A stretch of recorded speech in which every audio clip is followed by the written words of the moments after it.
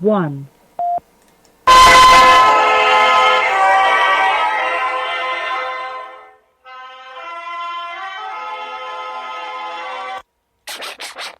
But we have to pass the bill so that you can find out what is in it.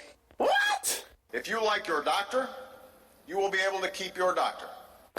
What difference at this point does it make? Doesn't make sense.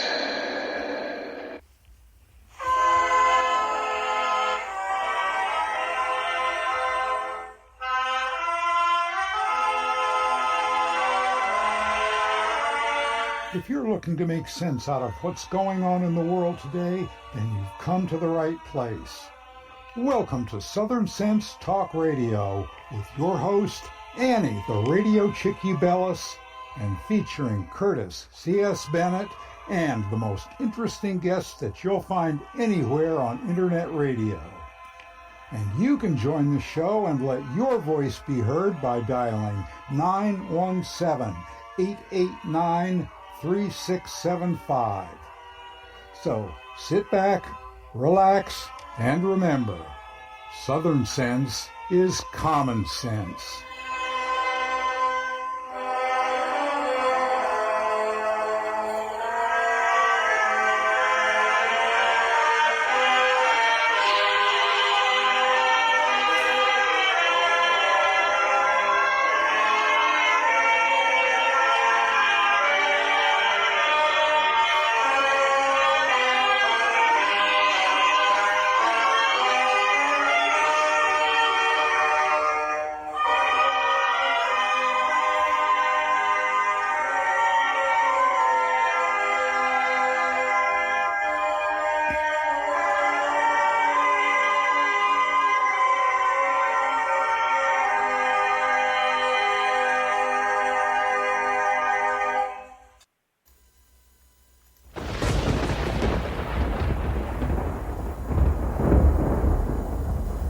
When an emergency strikes, what's your first impulse?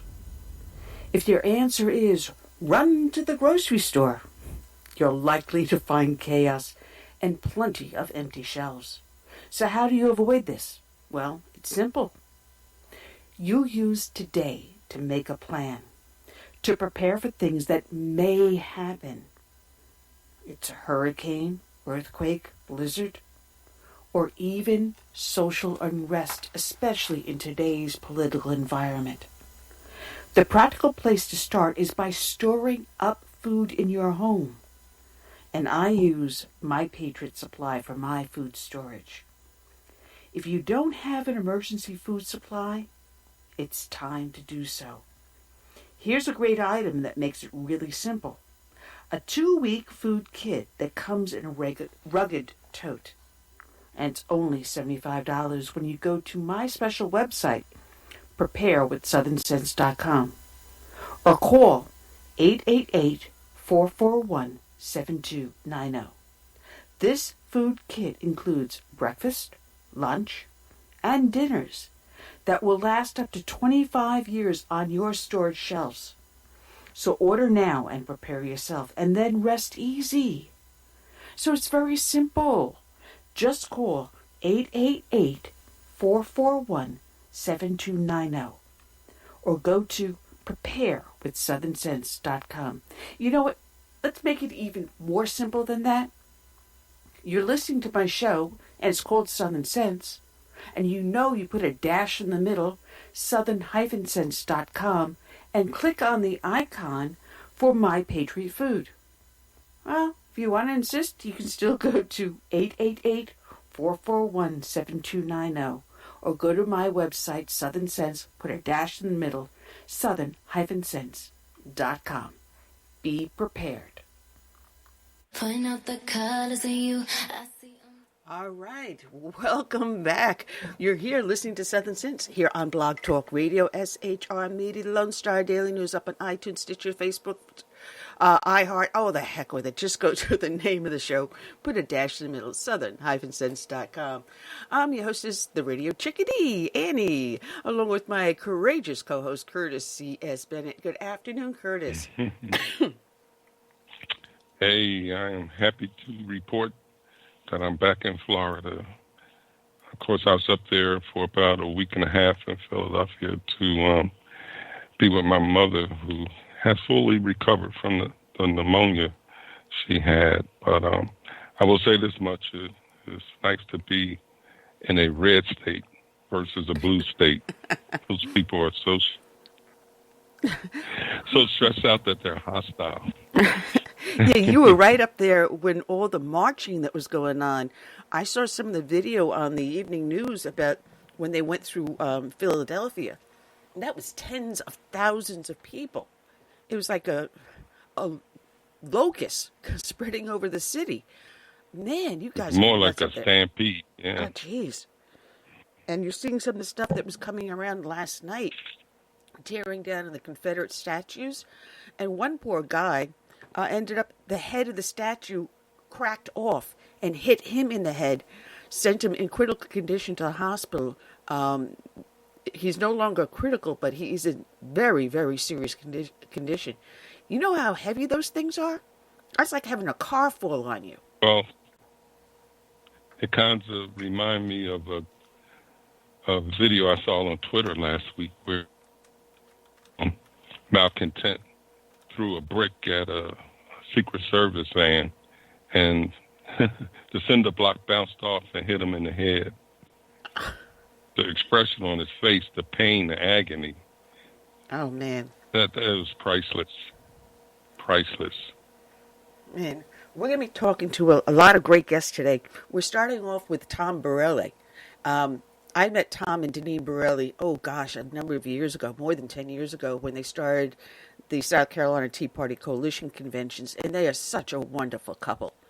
I mean, you look at the two of them separately and you say, well, what do they see? But the second when you see the two of them together, you understand the chemistry and the love that's between these two people. So Tom is going to be joining us at the start of the show. And then we're going to have Dr. Mike Busler. He's returning to the show. He's the professor of finance at Stockton University. He also does a lot of op-ed pieces in major newspapers. He also has his own blog called muckrake.com. Then we're going to have Ken LaCorte, the founder of LaCorte News. He's going to be joining us. And Kathy Barnette, who was supposed to join us 2 weeks ago, and her campaign schedule just had her so hectic that, we didn't qualify, but she is supposed to be with us today. And then we're going to end the show from the Heritage Foundation, Jonathan Butcher.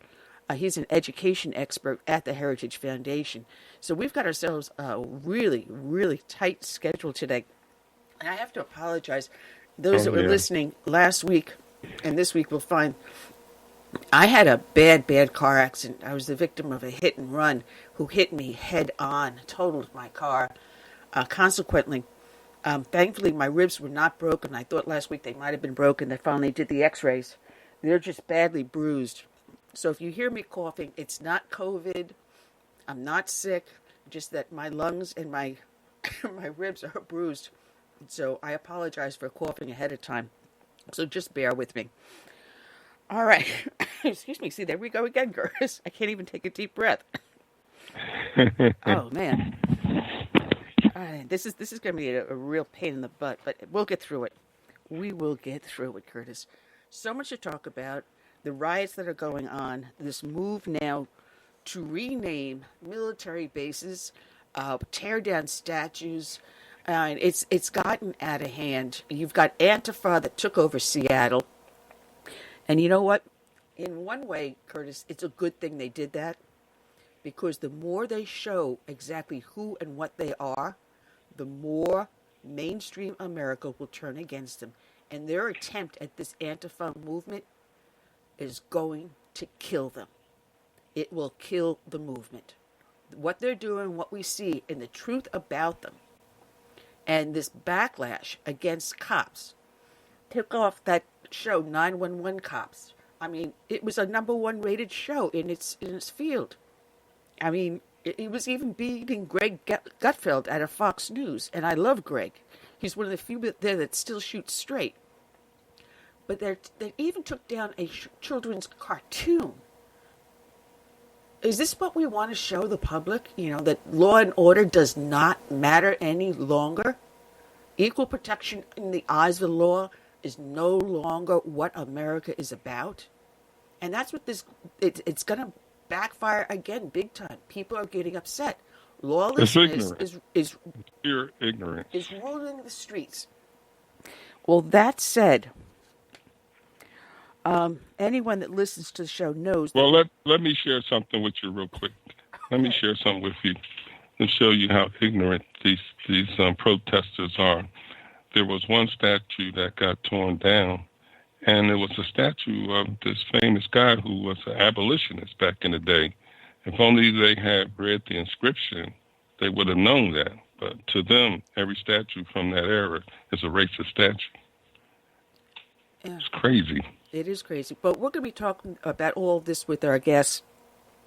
And as I was starting to say, that we start off each show with a dedication to a fallen hero. And today's dedication is going to go out to Deputy Sheriff Sheldon Gordon Whiteman of Long County Sheriff's Office in Georgia. His end of watch was this year, Thursday, January 23rd. This first part is coming from 11 Alive. And it reads, a South Georgia community is in mourning following the death of a deputy who was involved in a wreck while trying to capture a suspect. The Long County Sheriff's Office said Deputy Sheldon Whiteman died in a crash on Highway 57 in Long County, Georgia, around 3 a.m. A side note, this is not too far from where I live, just on the other side of Savannah. WSAV reports the crash was not far from the Tibet Road. The sheriff's office said Whiteman was assisting with a pursuit. Georgia State Patrol Captain Thornell King told the station that the chase began when a Ludowicki police officer spotted a driver running stop signs in the city. Whiteman joined the chase, but he eventually lost control of his vehicle and drove deep into the woods along Highway 57. He was taken to Liberty Regional Medical Center in Hinesville, Georgia, but died from his injuries. In a statement released by the sheriff's office, a spokesperson said Long County Sheriff Craig W. Nobles and members of his staff are deeply grieved to announce Whiteman's death in the line of duty. Whiteman had been with the sheriff's office for just 4 months. In a release to 11 Alive, the sheriff's office added that he had been certified as a police officer since 2016. He also worked in Chatham County. Deputy Whiteman was a loving husband and father, and is survived by his wife Alyssa Ann Whiteman and 3 sons, the sheriff's office had said. Reading from his obituary, Deputy Sheriff Gordon Whiteman, age 44, passed away in the line of duty on Thursday, January 23, 2020. Born in Trinidad and Tobago, he had lived in Long County several years. He had served as a deputy in the Long County Sheriff's Department for only a few months, after serving with the Chatham County Sheriff's Department for 6 years. He earned his bachelor's degree from DeVry University and was a member of the Live Oak Church in Hinesville, although he and his family sometimes attended a New Beginning Church in Ludowicki. Sheldon was a dedicated family man and hero, and especially to his wife and sons. He was preceded in death by his mother, Kathleen Whiteman, his sister, Charlene Whiteman, and in June by his brother-in-law, Sheldon Price. And in memorial to him, written by Kathy Hine Whidden. I was fortunate enough to meet the Whiteman family. Officer Whiteman was a loving, proud father and positive reinforcer to his family. I will never forget how sweet he was. The world has lost a wonderful man. My prayers and love to his beautiful wife and wonderful sons. May your grief be short and peace and courage take its place. Written by Lieutenant Inga Castaigne Smith. I was one of Deputy Whiteman's supervisor at the Chatham County Sheriff's Office. One of my staff personnel and I were talking about the loss of Deputy Whiteman, and one of the officers reminded me that Whiteman once said, while growing up, all he wanted to do was be police. That statement is a testament of Deputy Whiteman's spirit and character, working a job he loved. Every day Deputy Whiteman came into work, he greeted everyone with a smile and a positive attitude, which was a blessing because of the stress of the job of law enforcement.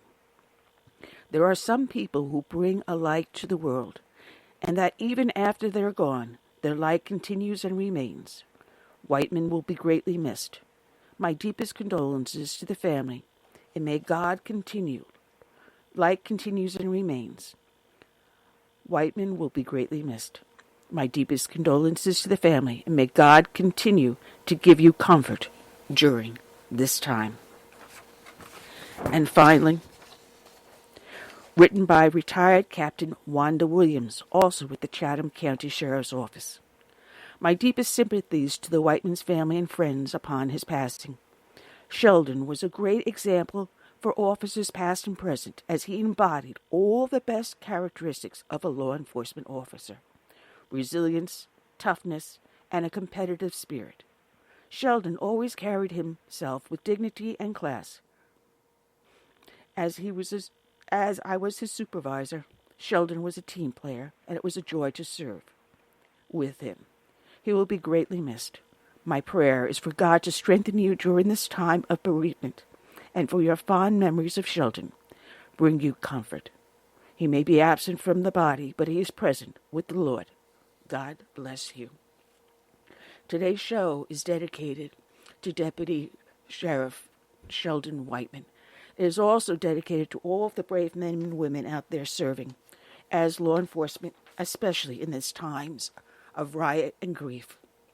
Also to other first responders, be they firefighters or emergency services. And we also dedicate to the men and women that serve in the military from the birth of this nation through today and into its marvelous future. We dedicate to them this song by Todd Allen Herrington, My Name is America. May God bless and protect each and every one.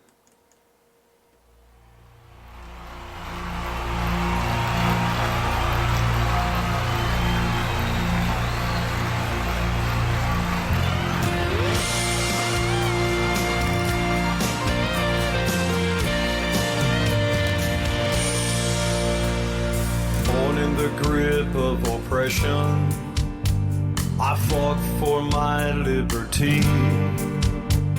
I paid with the blood of my people.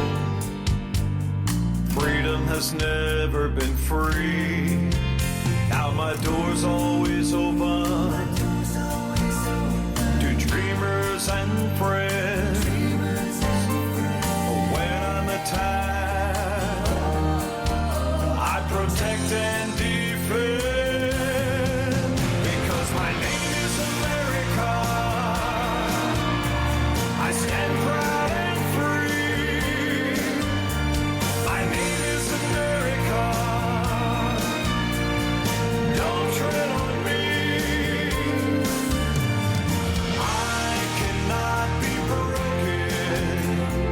I cannot be shamed. If you hurt me, I'll get stronger, and I'll rise up from the flames, and I'll always stand proud and free. I'm America, don't tread on me. America is my name. My strength was not taken from others gave it to me. They believe in the virtues I stand for, my respect for humanity. Now I'm challenged by tyrants who envy my power, but their vicious deeds become my finest hour.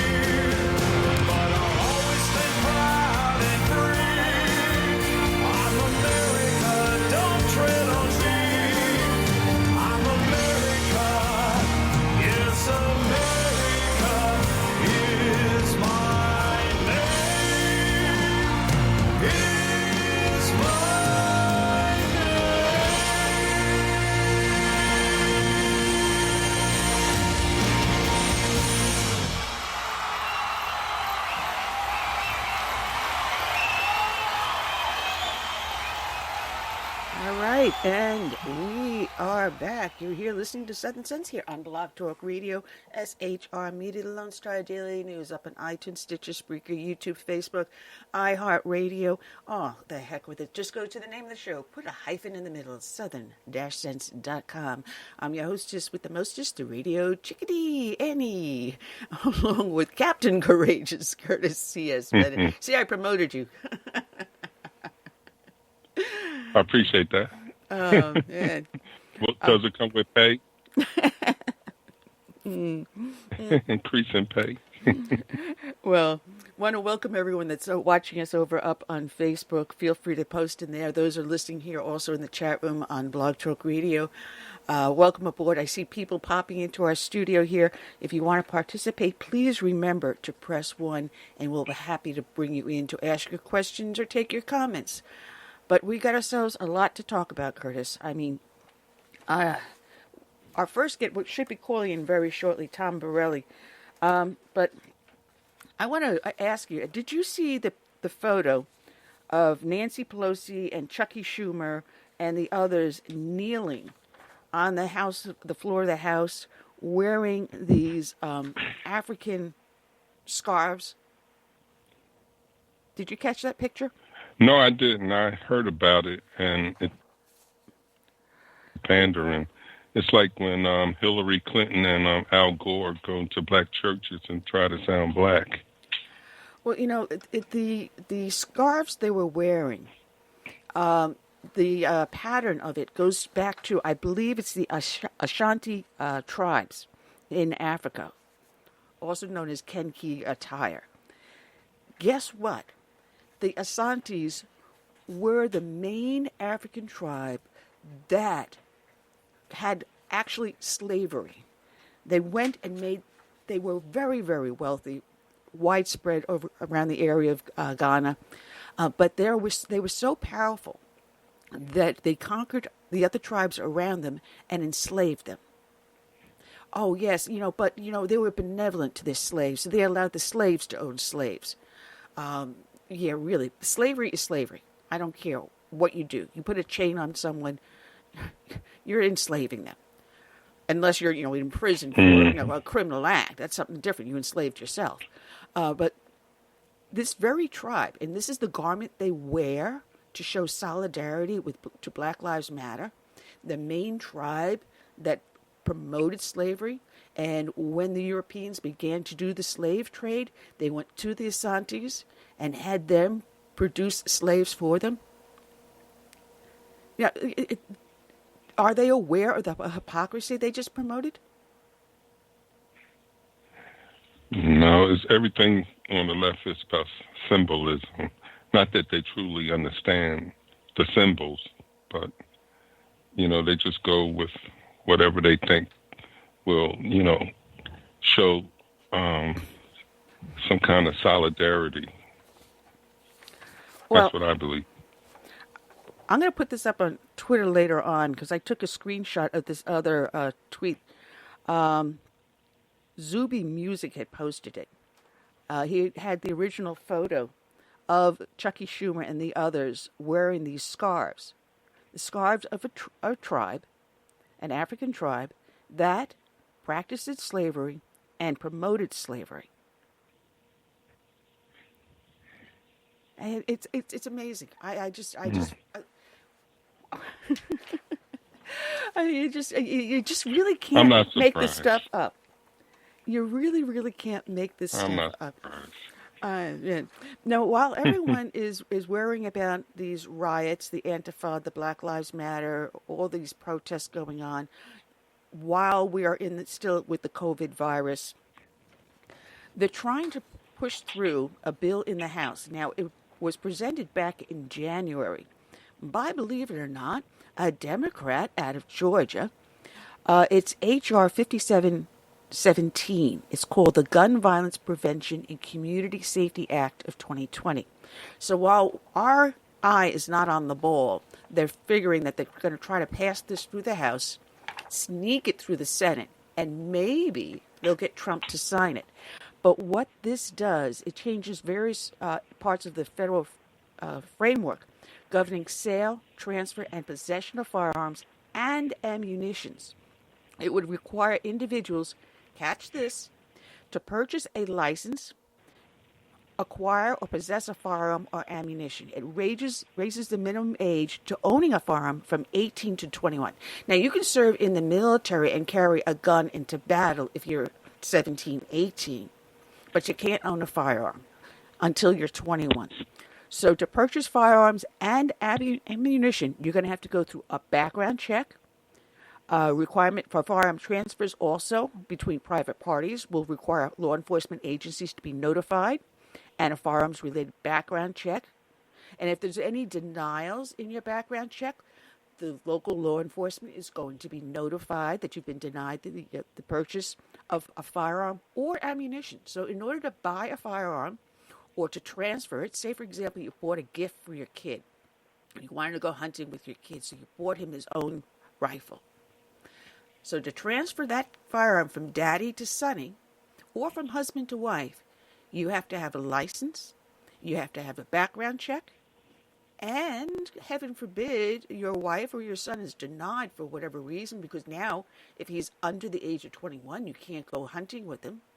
He can't possess a firearm. So even to go hunting and give your son one of your rifles to use and then return to you, that's considered a transfer. You need a license. You need a background check. This is gun control run amok. H.R. 5717. Right now, it hasn't come out of committee in the House. What's the status? Well, the status right now, it's still sitting in committee in the House. It hasn't come forward. But there are rumblings over there that they're going to try to take it out of committee and bring it to the House for a vote. It has only a 19% chance of passing according to GovTrack. Let's see what happens, because now with everyone in this panic, with Antifa out there with AK-47s or whatever firearms they're carrying to protect their new autonomous zone in Seattle, maybe this might be another push for gun control that, if we don't pay attention, will then soon become reality. You would think the NRA would be all over this. I'm sure they are. And that's the first I heard of this. Gun Owners of America, and there's a couple other organizations. Now, this one got sent to me by one of the lesser-known gun organizations. So I'm sure once it hits the round robin on social media, there's going to be enough of backlash to where I'll predict that this doesn't make it out of committee. I'll predict that. I don't see. Well, that's one thing about the left. They are relentless. They don't make it this time. They'll bring it back to the floor. Maybe a year or two later, they just keep going. And who was it that that's said? That's why we have to be, But who was it that said, never let a good crisis go to waste? Well, we've got several now. Oh, Rahm Emanuel? Yeah, we've got the peaceful protests because of Floyd being killed. You've got the Antifa now rioting and looting. That's 2 crises. And then you still have the virus. That's 3 crises. No, don't forget the economy, the jobs lost, businesses closing because of the economy with everything shut down. So, we've got 4 crises. So they're not going to let this pass. While we're worrying about the little minutiae details of getting by in everyday living, they're looking at the big picture. What can we pull over on the right we got 5. that they're not going to pay attention? What's the 5th? We got 5. They want to get rid of statues and change the names of the bases.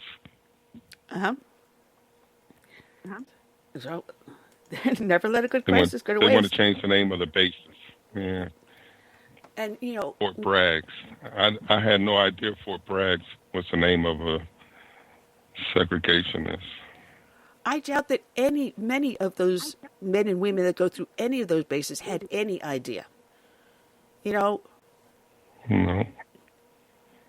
So, the brave men and women that trained in those bases and fought to defend our nation, what are you going to name it? Fort Peace? What is it? What are you going to name it? Malcolm X, you're going to name the base Malcolm X? You're going to name it the Black Panthers? What are you going to name these bases? How much pandering are we going to give to the left? When are we going to say enough is enough? Did you see the... Well, I did hear an interesting take on this morning on a local conservative news show, and somebody suggested that we have enough Medal of Honor recipients that we can start naming things like that, ships and bases after their names. I had never thought of that one. Well, if you're building a base, yes. If you're building a ship, yes, but not renaming them. This is just too much pandering. And what are you going to do? Cut out all of our past history? Deny all of our past history? We can't know how we got here unless we know where we came from. If we do that, we keep on repeating the same mistakes over and over again. We are pandering to a group at the expense of the rest of the nation. And it's got to stop.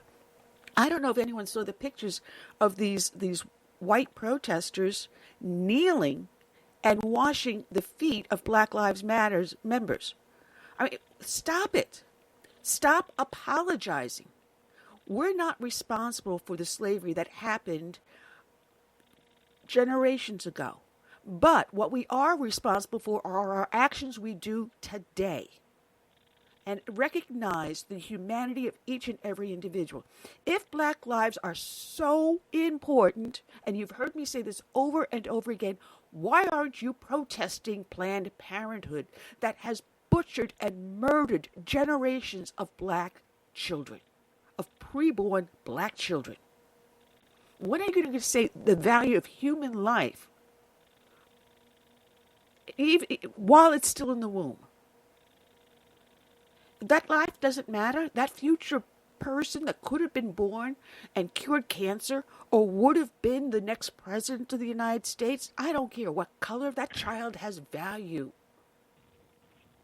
And Black Lives Matter so much that these innocent babies are murdered. Enough. Let's stop the apology. Let's look at where we're standing and tell them, back off now. I'm responsible for my actions here and today. Don't make me apologize for what someone did generations ago. That's not my problem. My problem is, what are we doing today? Don't make me apologize. I'm not kneeling for anyone except my God. Yeah.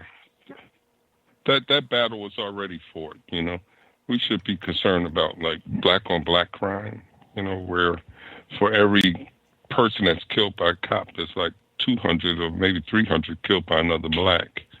And from the statistics, from what I've heard, there have only been about 10 cop killings when it came to blacks. I think it was last year. And most of those were justifiable, somebody coming at the police with their car or something like that, or shooting at them. And maybe 2 were unjustified. Well, let's welcome aboard onto the show. I'd like to consider him a friend. He and his wife are so sweet. Last time I saw this gentleman was in Myrtle Beach a couple of years ago, where he and his wife sat down for an interview one-on-one with me. Let's welcome aboard Dr. Tom Borelli. Good afternoon, Tom. How are you doing today? It's been a while. Hey, Annie. Great to be back with you. Yeah, I miss those conventions we had in Myrtle Beach. It's a shame, but we have to move forward. We had so much fun at them, and it was always a pleasure to see you and Janine.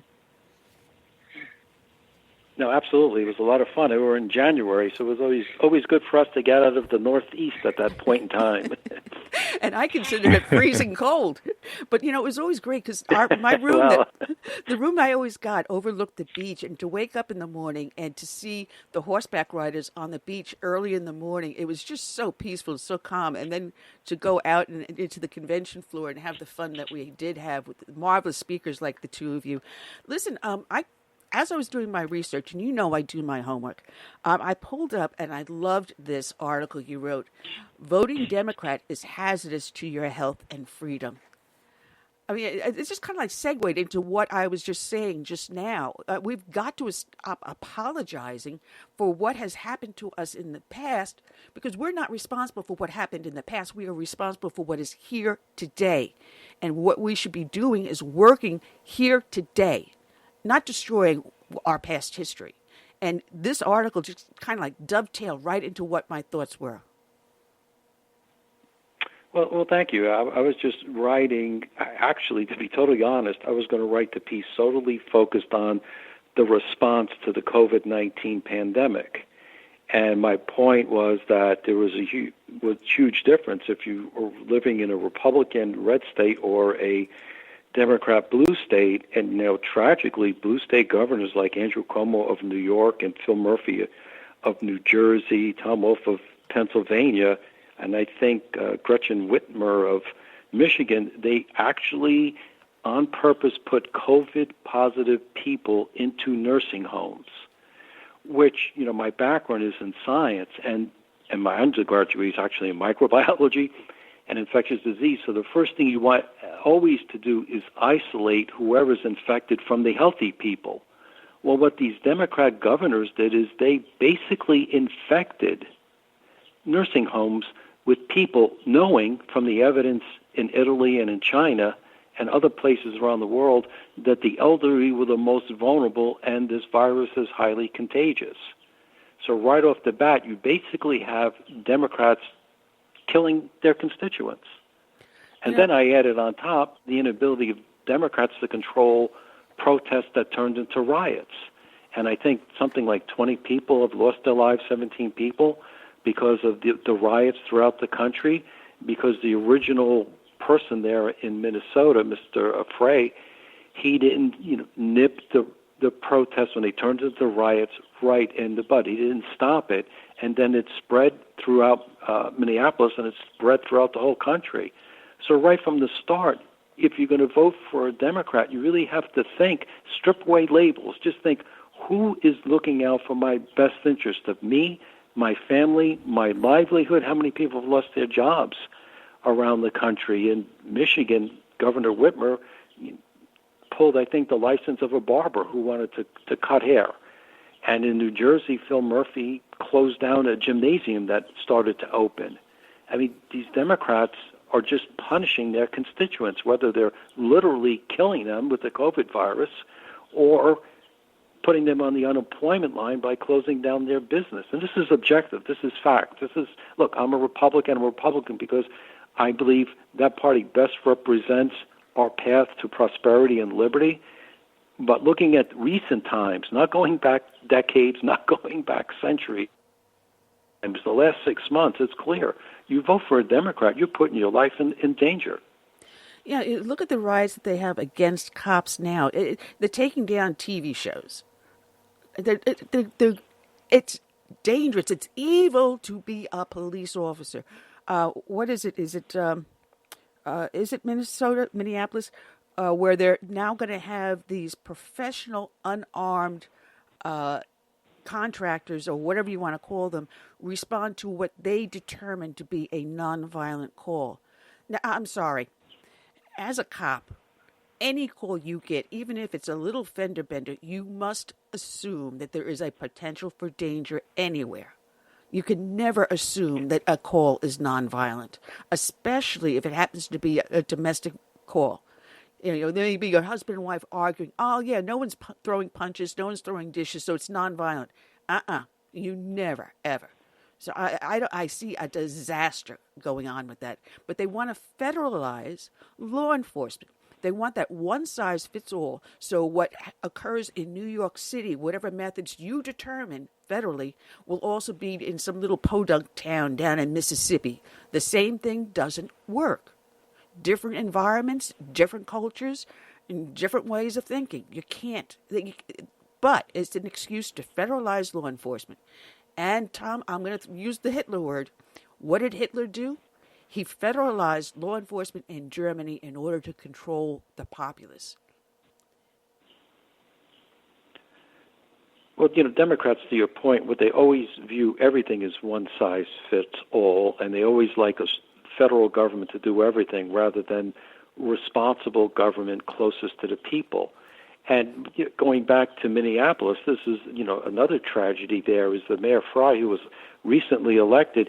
He was elected on a platform that he was going to reform the police department because they had some concern or some, civil issues in the local community because two individuals were killed. One actually was a white woman by a black cop, and I believe he was convicted and is in jail. And another one was a black man was killed who was resisted to arrest, and no charges were filed in that case.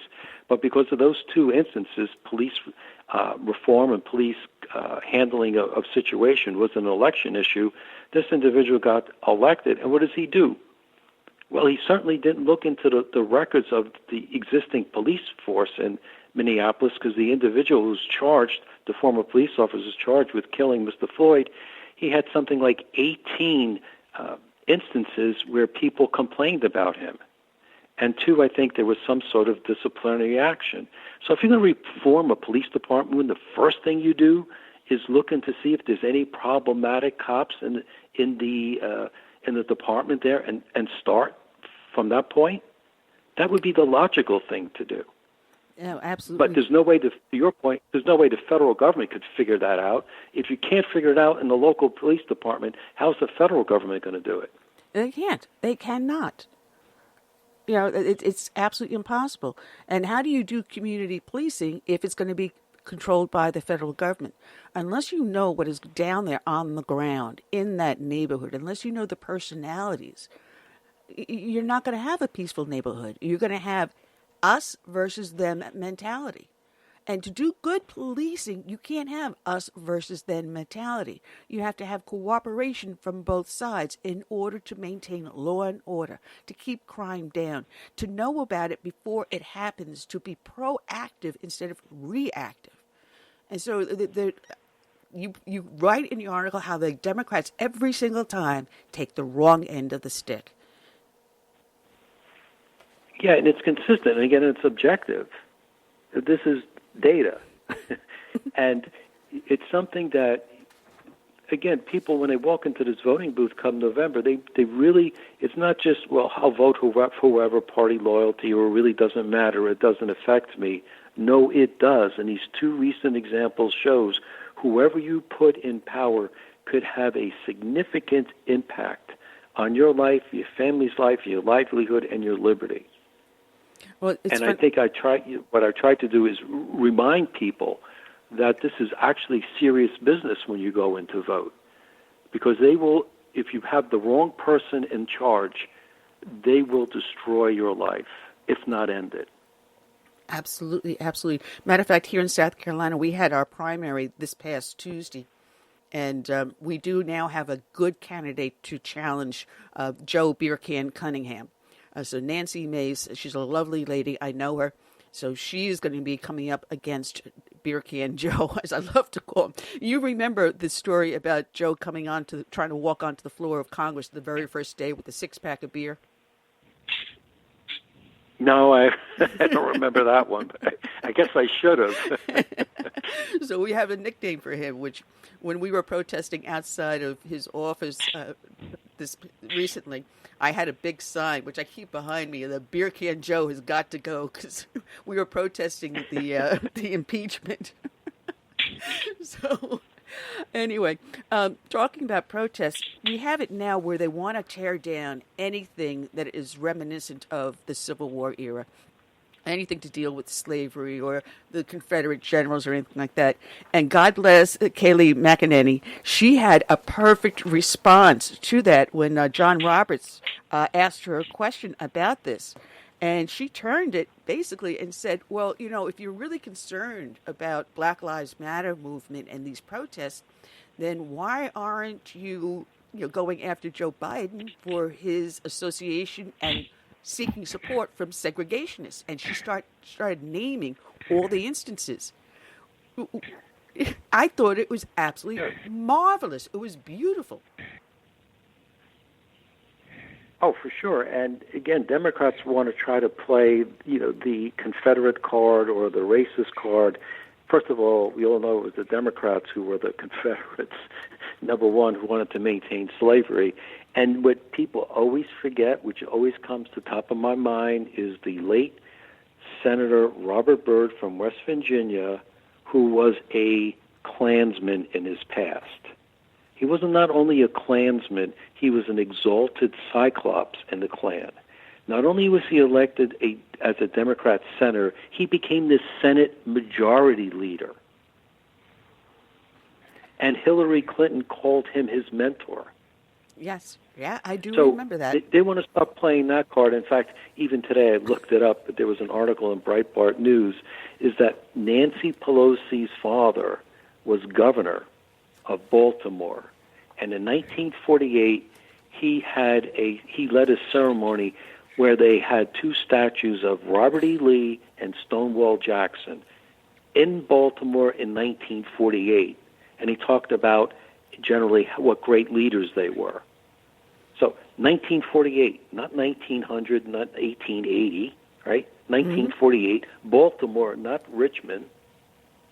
It is just amazing what Democrats get away with because the anti-Trump media refuses to press these questions.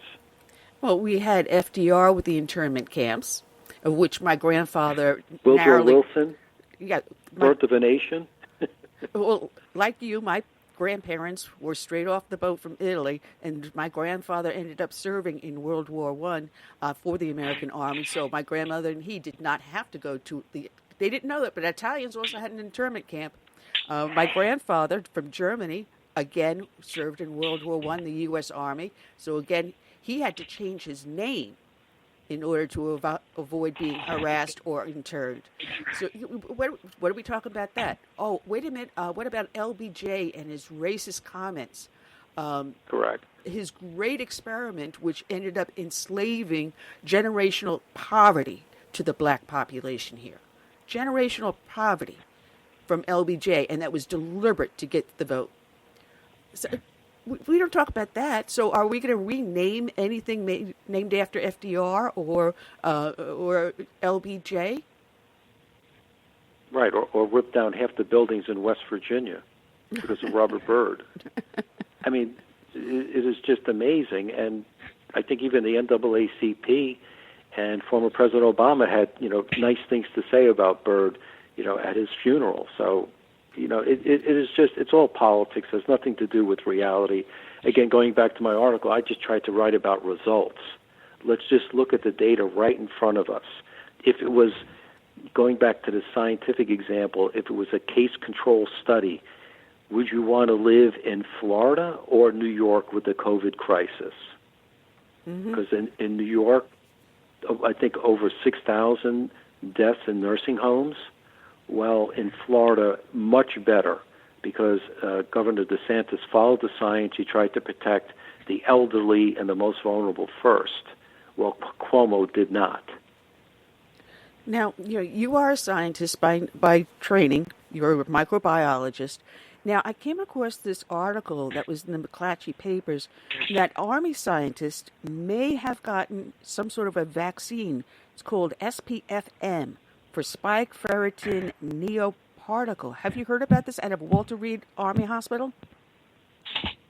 No, I haven't heard about that one yet, but there's I think there's almost 90 to 100 vaccines like people around the world, actually, whether it be companies or governments, are working on. And those are the vaccine, and then there's a lot of therapeutics, that is, treating people that have it.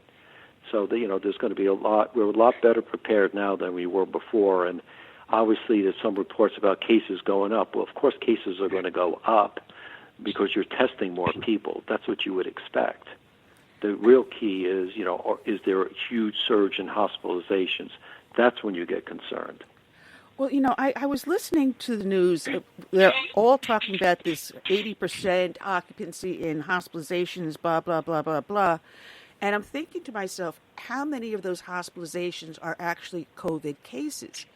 And in my little bit of research, I'm finding it's not necessarily all COVID cases because now hospitals are starting to open up to do elective procedures and other procedures and taking in patients that they weren't taking before. because of the COVID virus. So, yeah, we're going to see a natural increase of occupancy, but that doesn't mean it's COVID cases. Yeah, I mean, and then there's been a lot of misreporting and the data fudging. If someone died in a car crash and they had COVID, in some instances they said they died of COVID-19. So, from my perspective, one of the other tragedies here is that what this whole issue has really done to the credibility of science, because nobody's going to believe anybody anymore, and that's going to be the biggest problem. If something really serious comes down the line, it's going to be like the boy who cried wolf. Yeah. Well, as everyone's having all these panic attacks, what very few people are talking about is the rise in the stock market today, the turnaround, the uplifting of the economy, the return of jobs. Our job numbers are looking so much healthier and better than what mainstream media is talking about. The nation's getting back on its feet. Oh, definitely. I mean, this was a huge hit to the economy because you basically shut down the vast majority of the economy. So, but before, the good news, the silver lining is that the economy was rocking beforehand. So we started from a very high level. So that means there's going to be still a lot of pent-up demand. Companies went into this with very good balance sheets, so to respect. So most of them are. Some of them, obviously, who are weaker are going to go bankrupt. But we will, we certainly will survive, and we hope those jobs come back faster rather than slower. And I certainly think they will. It's funny because, South Carolina is not really an official lockdown or anything. We didn't do a full lockdown like a lot of other states. But driving around, doing various errands, because I have my mother with me who suffered a stroke, so I have to go and get her medicines and other things she needs. I look to see how many businesses have actually shuttered permanently, and it's not that many. Our economy is a lot healthier than, we are led to believe. Consequently, Trump has done another thumb in the eye to the left, and he's getting ready to ramp up his rallies all over again with the Juneteenth in Tulsa, Oklahoma. Yeah, I believe that's next week, right? 19th of June? A week from today, actually, the 19th. Yeah. Next Friday. Yeah, in Tulsa, Oklahoma. But do you hear the left saying anything about this? And if anyone knew what the story was about the massacre of, they don't even know how many blacks. The whole area of the city that was confined to only blacks, so you weren't allowed, to have anyone else in there. It was a segregationist city. And it was 99 years ago this massive massacre occurred. But do you hear that the Democrats are supposed to be the party of the black people talking about this at all? No. You hear crickets. Well, that's the way they play. They only want to. One thing that they do, somewhat to their credit, is they always play to win. Is on offense, and it's too bad too many Republicans didn't do that, over the years. But President Trump does. He's always on offense because that's the way you play the game. That's why he closed the media, the fake news media. Former President George W. Bush would, just basically give up on the media. I can't win. I'm not going to say anything. Well, President Trump is different. He's fighting because he fights for the forgotten men and the women in the United States. He fights for all Americans, black, Hispanics, Asians, you name it, he's fighting for them. And he doesn't shy away from a confrontation. Other Republicans, they'd rather not get into it. But President Trump doesn't play like that. He plays to win. Now, absolutely. For us, not for him. Absolutely. And despite it, he still has his Twitter account, and now Facebook is trying to censor him. I don't think they're going to really succeed too well. I sometimes find some of my posts censored. Some of the ads I've tried to put up for a show here will be denied. They're doing anything and everything to quiet us down, but I think the opposite effect is that because we have access to social media and platforms such as this, we're getting the word out, and we're not going to be silenced any longer. The silent majority is no longer silent. Great point, because technology has really opened it up. I can't tell you how many people my wife Danita and I have met over Twitter or through Facebook and stayed in contact with them. how many opportunities we had from that. I'm part of America's Voice News. I'm a contributor there. It's on something called Pluto TV, and it's on Dish Network, and also obviously through the internet, either the website, and it's just amazing that the way you can really just communicate through all these different ways. And then when you do have an opportunity to speak, then you can send it out to all the people who follow you and who are interested in you, and then they take that message and spread it around. We didn't have this before, so technology is really great opportunity for conservatives. It is. And that's how you, Deneen, and I met, because of this platform, being able to get all of our voices out and offer opportunity for others. Now, I'm glad you mentioned about, doing the show. I didn't realize that was on Dish. I thought you had been up on XM Sirius on Patriot. Well, we had actually, Deneen and I were co-hosts on radio, Sirius XM satellite radio, the Patriot channel. We haven't done that in a while, but Deneen's a Fox News contributor, but I'm with America's Voice News, and it's a relatively new conservative network, but it's growing, and it gives us an opportunity, or at least gives me an opportunity to give my platform out. And I've also been fortunate enough to have been on Fox a few times, as well as Newsmax TV, which is another newer opportunity for conservatives to get their messages out. Absolutely. And, with your articles, you have some really, really great articles. One of them happened to be one of my favorite people, Governor Cuomo.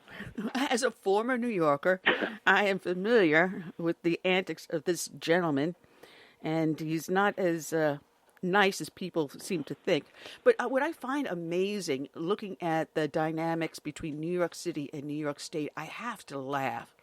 De Blasio, is there anyone that likes De Blasio anymore? Is there anything that he could do that would make people like him? I mean, this man has to be the most hated man in the world right now. Yeah, I don't think he's really liked by anybody. I think he got booed recently at a protest because the left doesn't feel he's going, I guess, far enough, and we know how far left he is. And not long ago, Deneen and I were down in Midtown Manhattan. We had to go for a doctor's appointment, and I guess it was about a week ago. The only noise you really heard, there's very little foot traffic, was plywood being cut and being boarded up around windows. And this was at Madison and 53rd and 5th Avenue and 52nd, the heart of Midtown. Saks Fifth Avenue, areas like that, all boarded up. I saw because the police couldn't protect it. Yeah, they can't. And at this point, they're looking to defund portions of NYPD. Right now, matter of fact, Patrick Lynch, who happens to be PBA president, he and I came out of the same command. I know Patty very well. He's trying to hold everything together, but these cops are leaving by the droves. They're saying, this is how you're going to treat us. We're going to go to a different department or even leave completely. We don't need this anymore. It's not worth the pension. Well, they're not allowed. You can't do policing with both hands tied behind your back. No. And that's really what's going on there. It's not fair to the community. It's not fair to law enforcement. No one's going to win except for the criminals. And, of course, then the Democrats' response is, let's pull money away from police departments, which makes obviously absolutely no sense. That will only lead to more death, more destruction. But I think the American people are smart enough. They're going to figure out pretty quickly how important this election is in November. And I think which really gives President Trump and Republicans a great opportunity. Well, Dr. Tom Borelli, it always is fun speaking with you. Give my regards and love to Deneen for me. We will have you back on as soon as you like. Just let me know, and definitely we'll get you right back on. And people, again, can find you on American Voice News. They can find you up on Newsmax also with your articles there. And God bless the hard work you do, sir. Thanks, Annie. Have a great weekend. All right, you too. Dr. Tom Borelli. Check him out up on Newsmax and America's Voice news. All right, we got up next, our next victim, also returning to the show. We've got Dr. Michael Busler. Good afternoon, Michael. How are you doing today? I'm doing very well, Annie. Thanks for having me. It's my pleasure to be here. Oh, it is always a pleasure to have you on. It's so much fun always talking with you. You know, everyone's talking about the civil unrest, and they're saying, all right, fine, they're rioting over here, they're rioting over here, but it's okay over here, where I am at this moment. The economic impact that's going to spread out people are going to be amazed. As Dr. Tom Borelli was just mentioning, Saks Fifth Avenue and others, major stores in the heart of Manhattan may never open up again. Yeah, this is really an economic disaster, and I'm not sure how our elected government officials allow something like this to continue.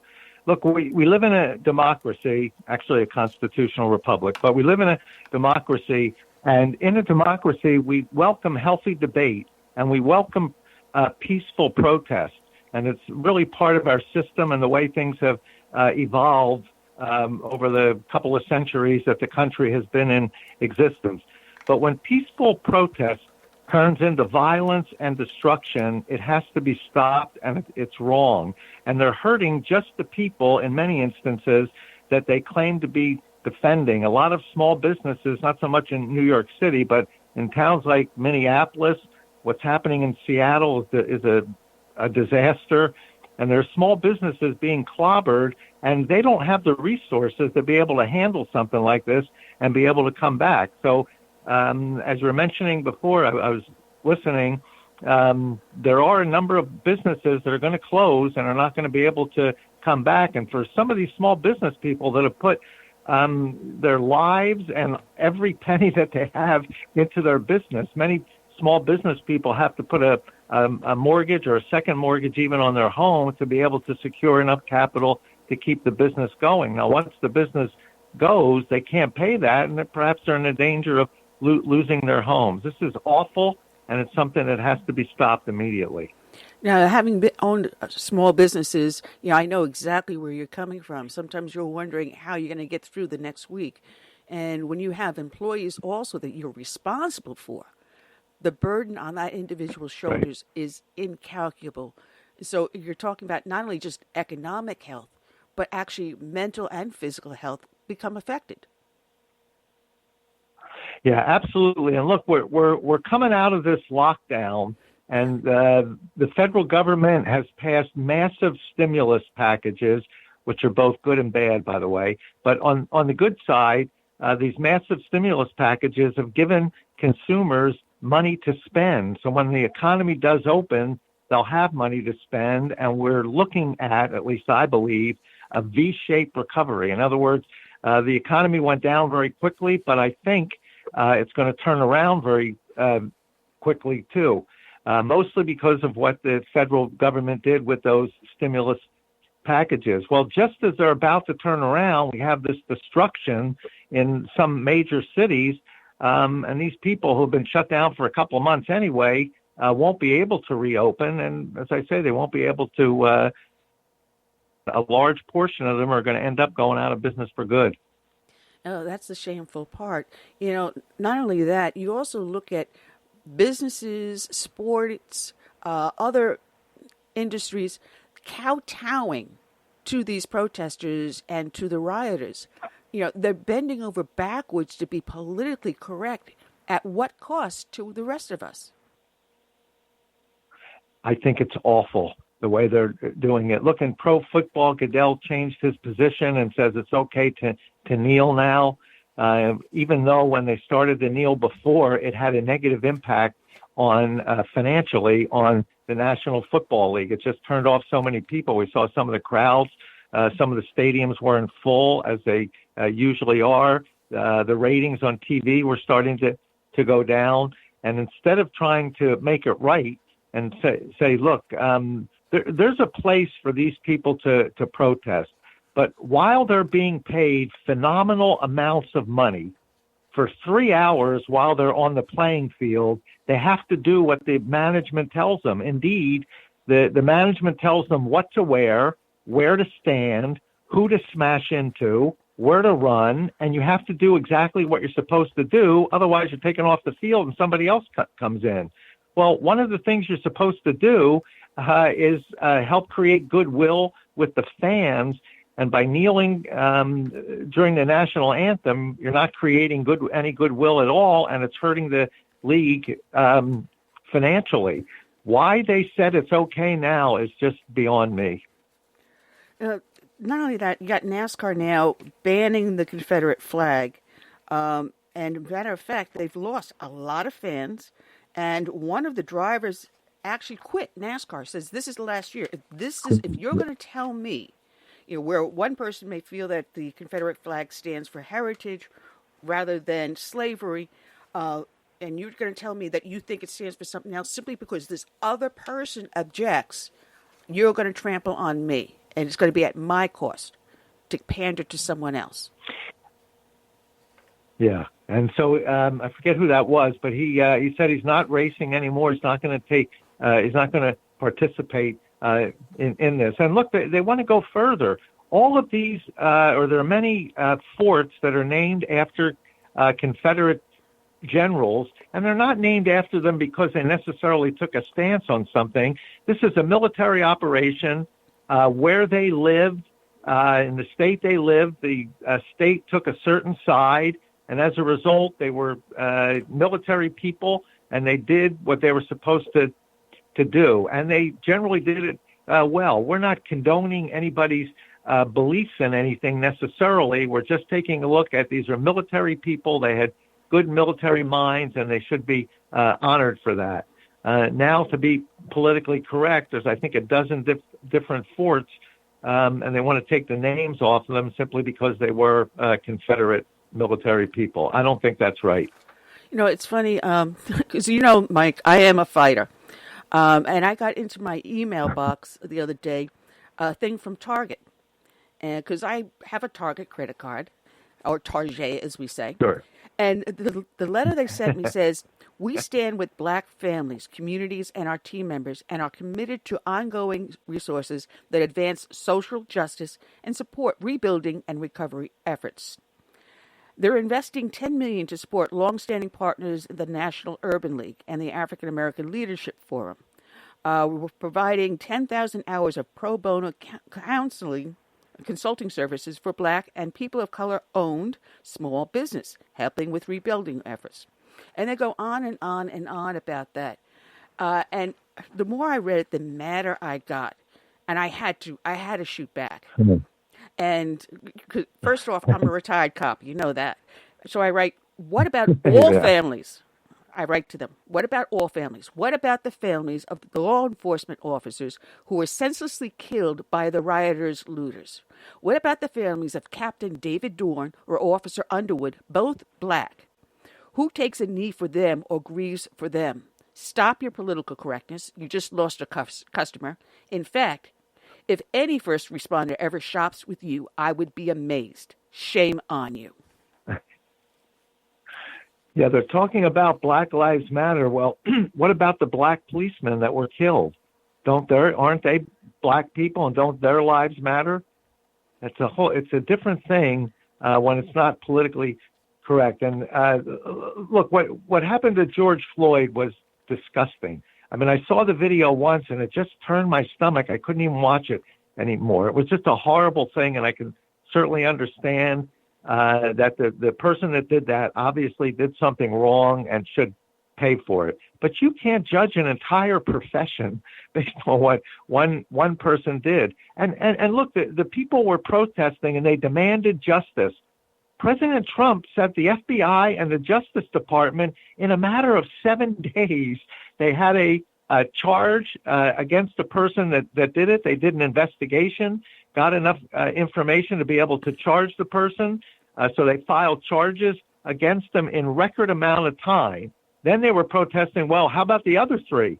Aren't they guilty of something? Well, the FBI and the Justice Department went to work. Within 7 days later, there was charges against them.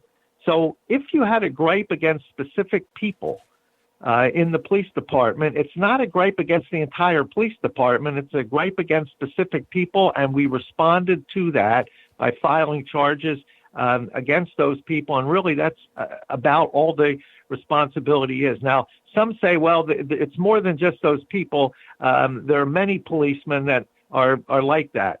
I don't know if that's true or not. I have a feeling, based on the policemen that I know and women that I know, most of them, the vast majority of them, aren't anything like that. I live in a relatively small town where the policemen and the first responders, they're all very friendly with people in the community, and I've never seen one that do anything that I would consider out of line. I mean, look, they're human beings too, and there are instances where they get a little nervous about the situation that they're in, and they have to react to that, and they're trained to do that.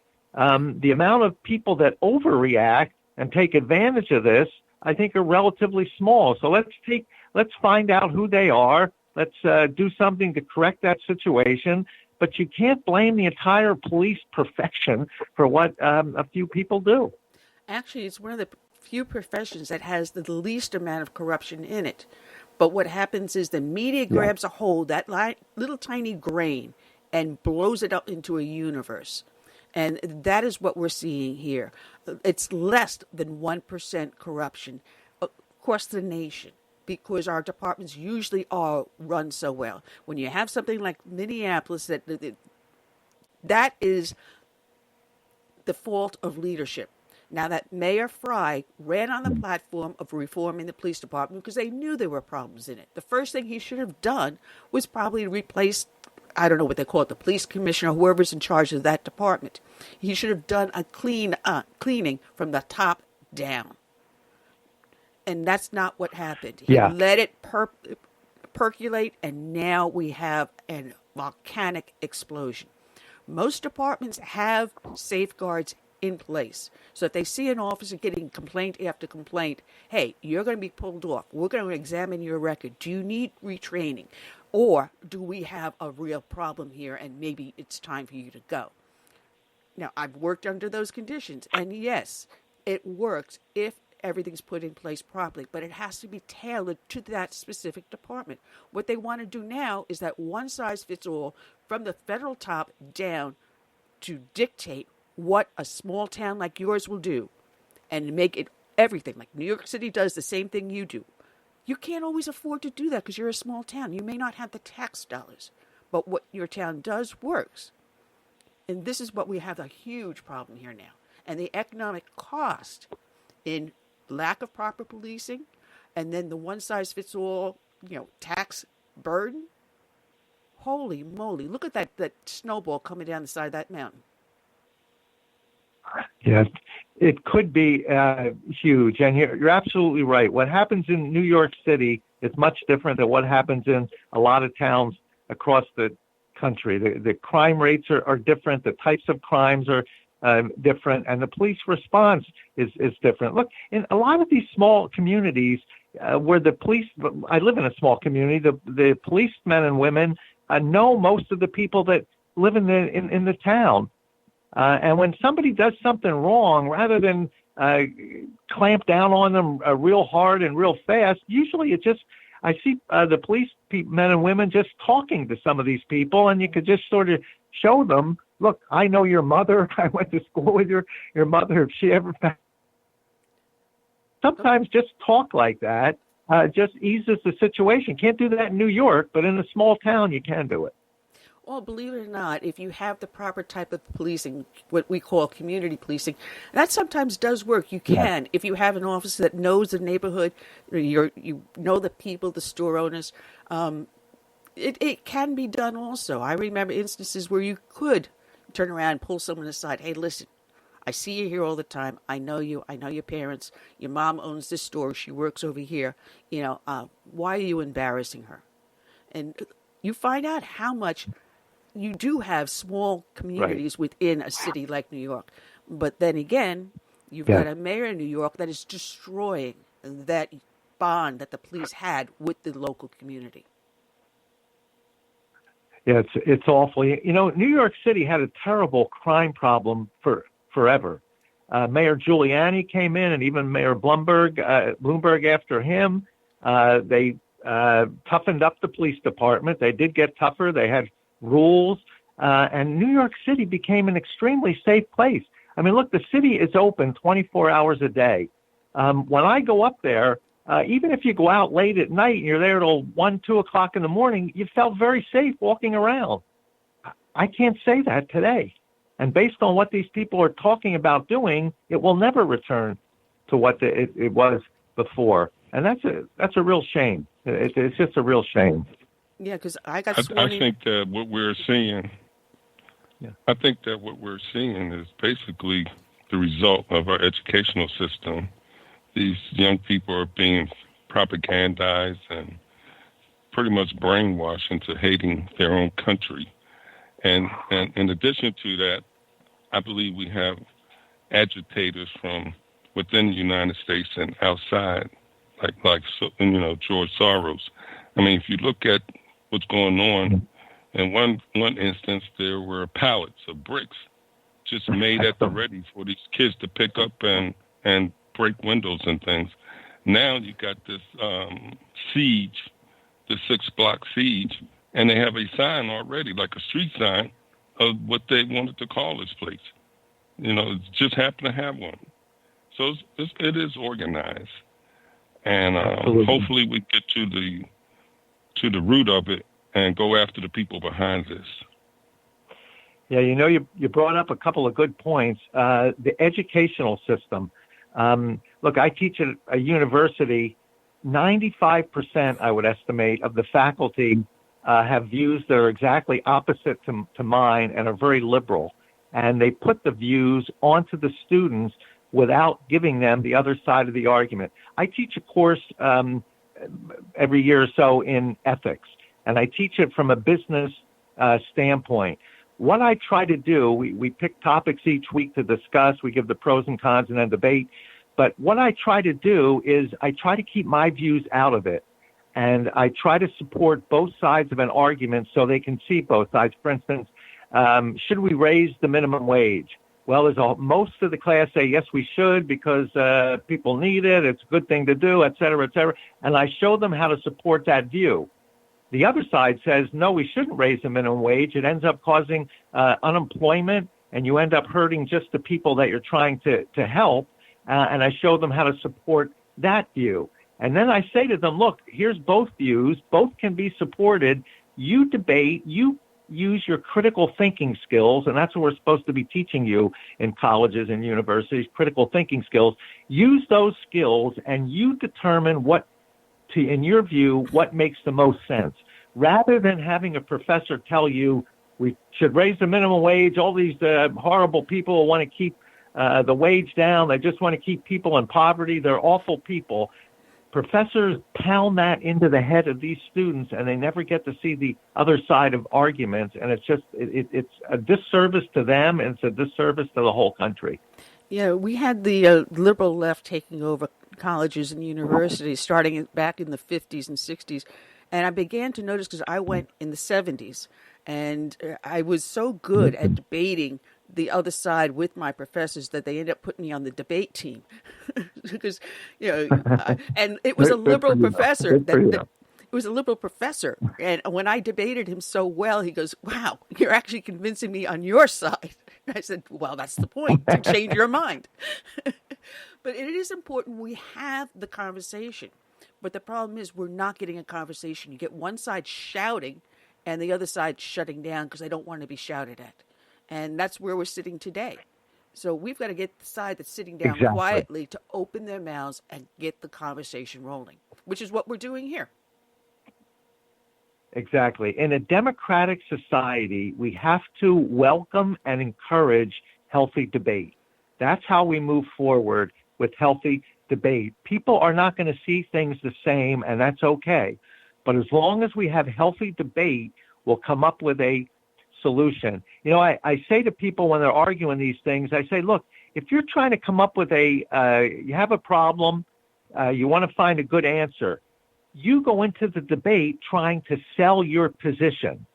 You should go into the debate with the idea you want to seek a solution, not sell a position, seek a solution. Obviously, you think your position is the best solution, and that's okay, and you debate and tell people why, but you have to be open to the other side because they're going to have some good ideas too. You may agree with them, you may not, but you have to at least listen to what they have to say. And if you incorporate everybody's views, you can come up with a compromise position that's a good solution that everybody might not be completely happy with, but at least everybody can live with, and you move the country forward.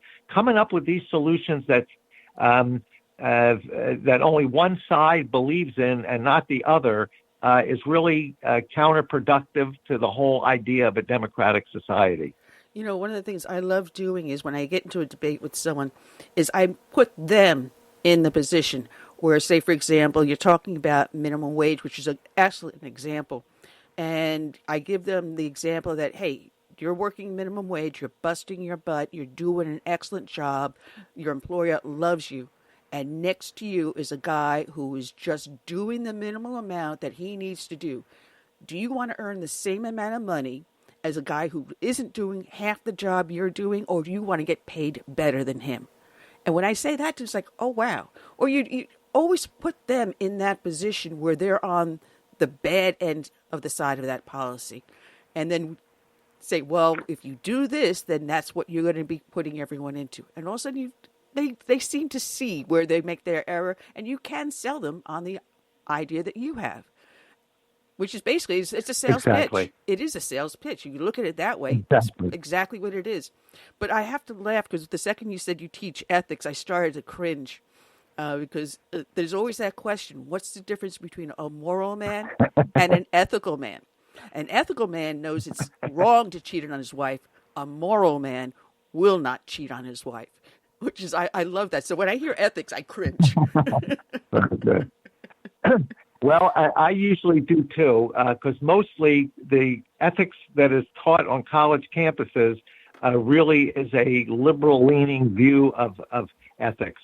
And I take the same position you do. In fact, in my ethics class, I sometimes have the students debate the other side's position.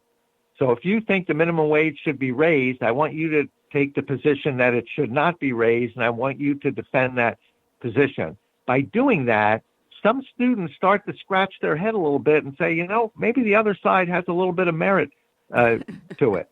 And they go through a learning process and a critical thinking skills, and that's what colleges primarily are supposed to do. We teach specific skills, that's true, but we teach primarily critical thinking. So if you're in a situation, you're trying to decide what to do, you have the ability to figure it out. That's what critical thinking skills do. They help you figure things out for yourself. So you don't have to rely on somebody telling you what to think. You can figure it out for yourself. I don't know what happened to colleges and universities. I went to college in the 70s myself. I don't know what's happened, but things have just changed. They're so liberal now. My school is going through this now. The Black Lives Matter thing is big on campus now. I teach at Stockton University. Richard Stockton was one of the signers of the Declaration of Independence, the only one from New Jersey, so they named the school after him. Somebody dug up that he was a slave owner, and since he's a slave owner, we shouldn't name the university after a slave owner, even though the school's nearly 50 years old. They're talking about now changing the name because they don't want Richard Stockton's name associated with it. Yeah, it's run amok. But I had mentioned there that Kayleigh McEnany had a great response when she was hit with that in a press conference. Well, what about Joe Biden? He was a segregationist. He sought support from segregationists. He fought for certain issues when they were trying to desegregate, and he still remained a segregationist. He's never apologized for that. He's never said he's changed his views. What about Joe Biden? What about LBJ with his racist comments recorded in the White House? His action that enslaved generations of blacks to generational poverty. What about FDR and the internment camps? Her arguments were rock on. So, if you're going to say it for one side, why don't you say it for all sides? But they can't do that because then they show how much of a hypocrite they actually are. Yeah, that's exactly right. I don't know why. Well, I mean, they do it because they're trying to push an idea onto people. And you're right. They view the conservative voices and what conservatives say in a much different light than they view what the liberals say. Look at what Donald Trump has to go through. I think what he's done in the 3.5 years he's been in office is remarkable, especially considering every single Democrat votes him. I saw 3 studies that said over 90% of the coverage in the media about Donald Trump is negative. And he's got some members of his own party, Mitt Romney, those kind of people who are also against him. In spite of all that, he's been able to come up with some remarkable accomplishments. Look what he did before the virus. Look what he did to the economy. If you really want to help African Americans, instead of just giving them free, the Democrats do, President Trump gave them what they really want, opportunity. They don't want free stuff. They take it because they don't have any other choice, but they really don't want that. What they want is the opportunity to earn enough income to buy their own stuff. So they're not dependent on anybody else, and they have that feeling of dignity. And that's exactly what President Trump did. The unemployment rate for minorities prior to the coronavirus was at historical lows. Wages were rising at the fastest rate in decades. And these people that have been locked into food stamps and welfare and Section 8 housing for their entire lives, we're seeing opportunity for them to earn enough income that they can pay for all those things themselves and not have to rely on the federal government. They're willing and able to now take on individual responsibility rather than what the Democrats are pushing, which is social responsibility. And that social responsibility will lead to a stagnant economy, as we saw during the Obama-Biden administration for 8 years. Well, people can find your articles all over the place, but you also maintain a blog, at muckrake.com/your name, Michael-Busler. And, I had a laugh because I was poking around when I was doing my homework, and Coming News had posted one of your articles, the one that's official, the 2020 recession started in February, but likely ended in May. And the cartoon was one of Broncos. Yeah. And it says, how do you make a liberal cry? And standing behind these liberals, the media and the never-Trumpers, you've got the economic report, Donald Trump holding it up with the V-shaped recovery in it. And I cracked up. But you've got excellent articles, and we have no time left to speak about the rest of them. So I'm going to tell people to go to your website, which is on muckrake.com, key in your name, Michael Busler, and just put a dash in the middle. Michael, you do such good work, and I wanted to thank you for all the hard work you do. Well, thank you, Annie. It's my pleasure to be here. I look forward to doing this again. All right. Have a blessed day, and enjoy your weekend. Thank you. Thank you. Check out Dr. Michael Busler. Let me get my little thing here working now. And we want to welcome aboard onto the show our latest victim to succumb to the Radio Chick-A-Dee, Ken LaCorte. Good afternoon, Ken. How are you today? I'm doing great, and I love that intro. Well, I had to change my nickname. For the last 10 years, I've been known as the Radio Chick, and there is someone out of New York that goes by that moniker, and I was completely unaware of it. I'm down here in South Carolina. What do I care about what's going on in New York? And she emailed me a bunch of nasty emails threatening with trademark infringement and everything else. So I have to go back and forth and telling her, oh, gee, my whole 2 listeners are really going to take a deep dig into your tri-state area market. Really. Well, you should turn the tables on her and call her up and have people tell her that name is sexist and has no place. Chick has no place in today's society, and that she needs to fall on her sword, quit her radio show, and go get a job at some other profession. I kind of like insinuated that in some of my emails, but I settled on doing a W.C. Fields and My Little Chick-A-Dee, you know. Well, look, that's the political atmosphere these days. That's actually, we're laughing about it, but that's going on daily right now. I mean, I just finished up a story about some gal who wrote up a very reasonable and fact-filled piece saying why the statistics, in her view, didn't support the concept of institutional racism in the justice system in America, and she got fired from her college newspaper. She has death threats coming in. I mean, these days, that little anecdote is just a day that ends in Y, it seems like. People are human beings. They've got their likes and dislikes. But to say there's an institutional racism in law enforcement, have you ever looked at the ranks of the men and women serving in uniform? You'd be surprised how many, quote, minorities exist. When I was applying to the department for NYPD, actually Nassau County before I went for NYPD, Nassau County turned around and said, sorry, we're not hiring you. And I said, why? She goes, you're white. I said, really? I said, I thought as a female it would be considered a minority. She goes, no, you have to be black or Hispanic. A lot of these departments are deliberately recruiting minorities and making them the majority out there in the field.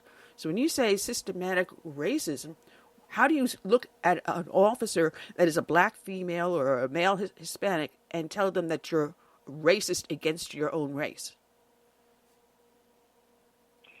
Yeah, no, look, a lot of this has gotten turned on its head, and not to deny that racism doesn't exist anywhere, but when you look at systems where racial numbers and racial preferences are used on an open and obvious way, it's always against whites and Asians, whether that's college admissions, whether that's special programs in the government for contractors, whether it's a number of things, hiring still in other places. So it's anyhow, I don't know if that's the topic you wanted to get going on, but here's where we are. Well, no. Also, as a small business owner, my husband experienced it in his businesses before I married him, and I had it just trying to get an SBA loan.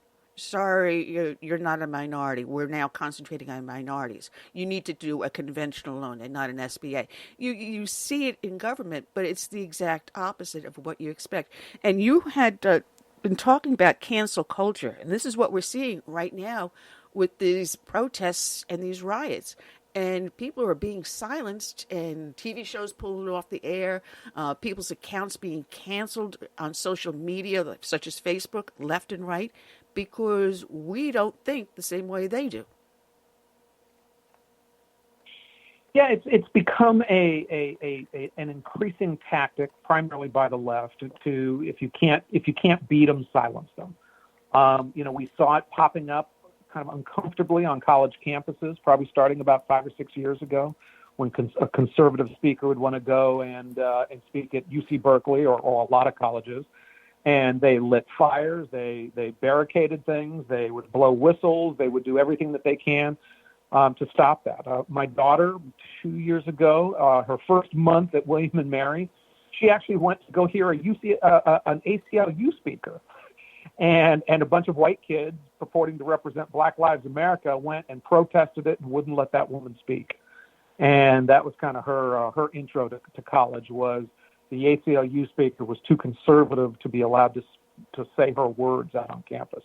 My daughter was disgusted on it. But it's a growing tactic, and those kids that graduated 5 years ago from college blowing whistles at speakers they didn't like, well, now they're journalists, and now they're executives at Facebook and Twitter and all of those places, and they're bringing that same tactic and using it more and more these days. And I find that more dangerous than liberal bias in the media. I find it more dangerous than coronavirus. I find it more dangerous than rioting in the streets, because when you exclude certain ways of thinking, it always ends bad in a society. And whether it's 1936, hey, we're blaming the Jews for everything, and if you think something differently, we're going to shut you down and make your life bad, or whether it was parts of Cambodia when you speak English, we're going to kill you. And that's the exclusion of ideas is a very, very dangerous precedent, and we're growing and we're experiencing that more and more in America. And unfortunately, it's turned violent. and people are losing their lives.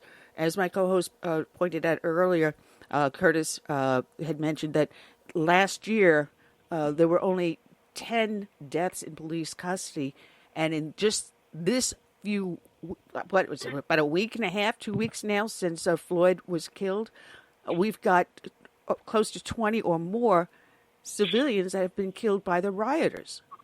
And don't even count in the number of cops that have been injured or killed because of these rioters. Yeah. And I mentioned earlier, just before you came on, two of them happen to be black. That earlier stat was referring, I think that earlier 10 number was referring to something a little bit different, because I think last year there was about 1,000 police officer involved shootings in America.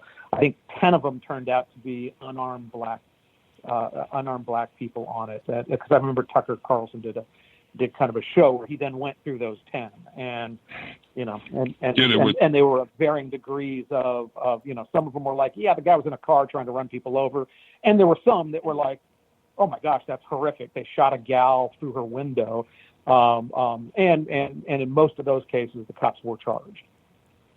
Yeah, and the system works if you let it work.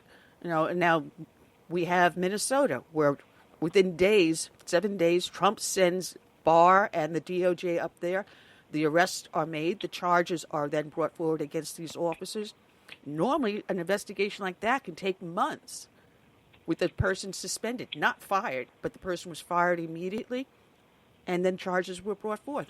It was the federal DOJ. It wasn't the state attorney general. Oh, by the way, isn't that Keith Ellison? They weren't charged federally, were they? I believe so.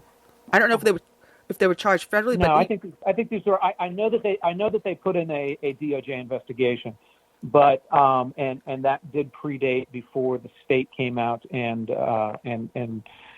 filed charges. But the murder charges have been filed by Minneapolis, I believe, by whoever the district attorney there is.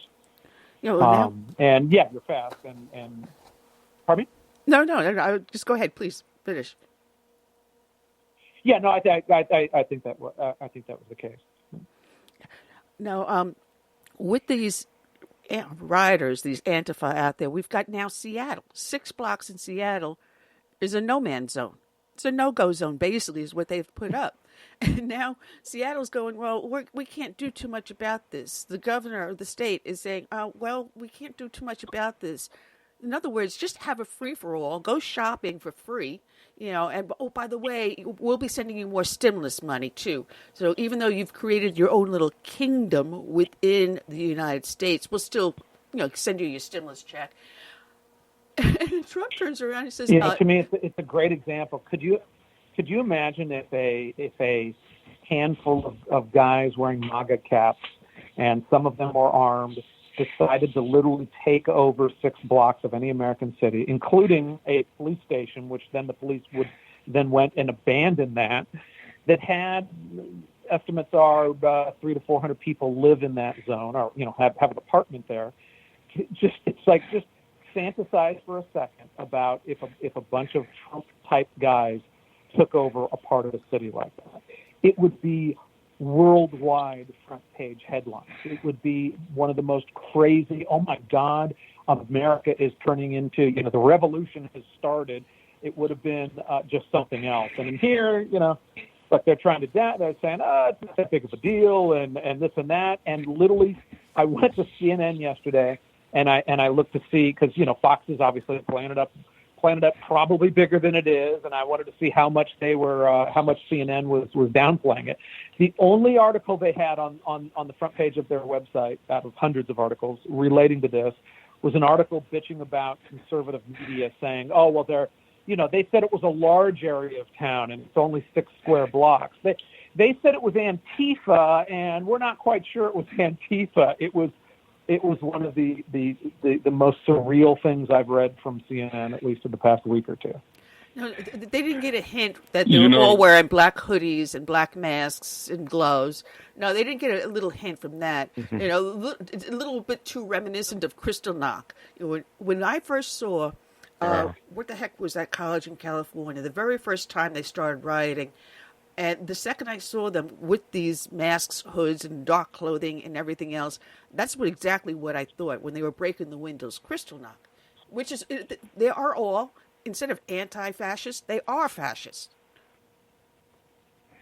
Yeah, I love the fact that people just buy the notion. It's like if you just call yourself anti-fascist and you're on that side, it's like a guy calling himself an anti-rapist and going around raping people and say, "Wait a second, I'm an anti-rapist." It was a little bizarre. Go ahead, Chris. You know, I may be wrong, but I believe this phenomenon where city and state leadership capitulate to these protesters, I believe it began with this incident in Baltimore a couple of years ago when the mayor said to, the cops, stand down. They just need to vent. So we'll give them a few days to vent.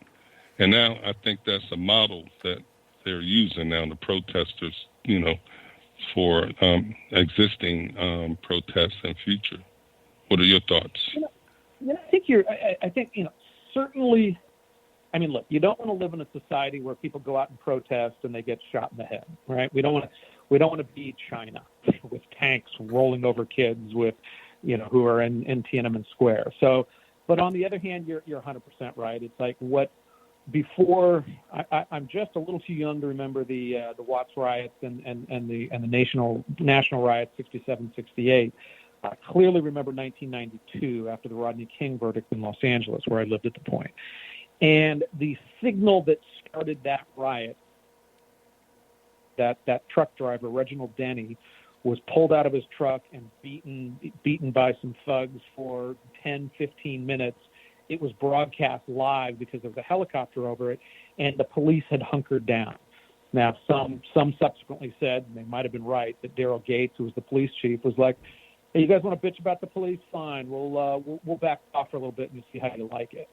And that very well could have been true. But certainly there's a signal to people that, okay, there is no more law and order. And in Minneapolis, we saw it when the gang took over a police precinct and the police made no attempt to go take that back. That was a very clear signal. Tonight, there's no law and order. You can do what you want to do. And that's why you would see these protests go very quickly from, and I saw some of the live stuff, they go very quickly from people being happy and running around. It was kind of a party atmosphere to sometimes very quickly, then a couple kids would start some fires and then they were breaking things and doing that. So I think you're absolutely right that, in these, whenever you give that signal that whatever goes, well, then you're going to get whatever goes. What gets me is the massive looting. What people haven't been talking about, because there have been stories all over the place, that using social network and your smart devices, gangs would get together and say, all right, we're going to target this grocery store or this gas station or this department store. And the looting is become like a cultural norm. And, of course, a lot is not done. So what? You lost some property. So what? The owner of the store got their butt beat. That's all that happened, and that's fine. That attitude has now spilt over into what is happening here today. They know that if they go in and loot, cops are going to take a long time to get there, if they get there in time, and we're going to get ourselves free TVs and new sneaks and whatever else we want. Yeah, I mean, look, I think it's pretty much calmed down, with the possible exception of Seattle. I mean, last weekend was pretty sedate, I want to say, in most areas. And on one hand, people were out there just really protesting and complaining about something they believe is a problem. It's like, hey, that's America. I may disagree with you. I may think that that police brutality is about the number 8 or 12 problem with some communities, not the number 1 or 2 problem. Certainly, when it goes overboard, it's an ugly and unhappy thing. But look, the media, the national media, they love this stuff. That's the way that, do you remember just a week before all these protests were going out, if you went to church, you were basically a murderer. You wanted to kill grandma to give her coronavirus because you had the temerity to go to a church. And cops were citing people, cops were giving tickets to people and taking down their license plate numbers in church parking lots or anything like that. Then these things came in, and the media, of course, turned it 100% because they're all falling all over themselves to signal how anti-racist they are. And of course, every corporate logo is now, every email I get from somebody is explaining how really, really, really anti-racist they are, which I guess is good to hear. But the media certainly had a hand in this from the kicking up of and paying so much individual attention to certain types of racism. I mean, I national story. Some white guy, he was even a Brit, on a plane, said some snotty things to a black guy. Was racist and bad. He was a 6 or a 7 on how bad of a person he was being. It was literally like one guy sitting on a plane, and it got the nationwide story. And they use those anecdotal evidences that they would pound in to go and push a narrative that a lot of people believe. A lot of people don't believe it. And it ended up with streets on fire. And nobody should really be surprised at that. It's funny because they have to find the stories to sell their point of view. Rather than, it used to be news, you turned on the news and you got actual news. You never knew what side of the political fence that anchor had. For the longest time, we had no idea what side of the fence Walter Cronkite was on. But suddenly now, it's no longer about the events occurring. It's now about the on-air talent. And this is not a news show. Yeah, you're 100% right.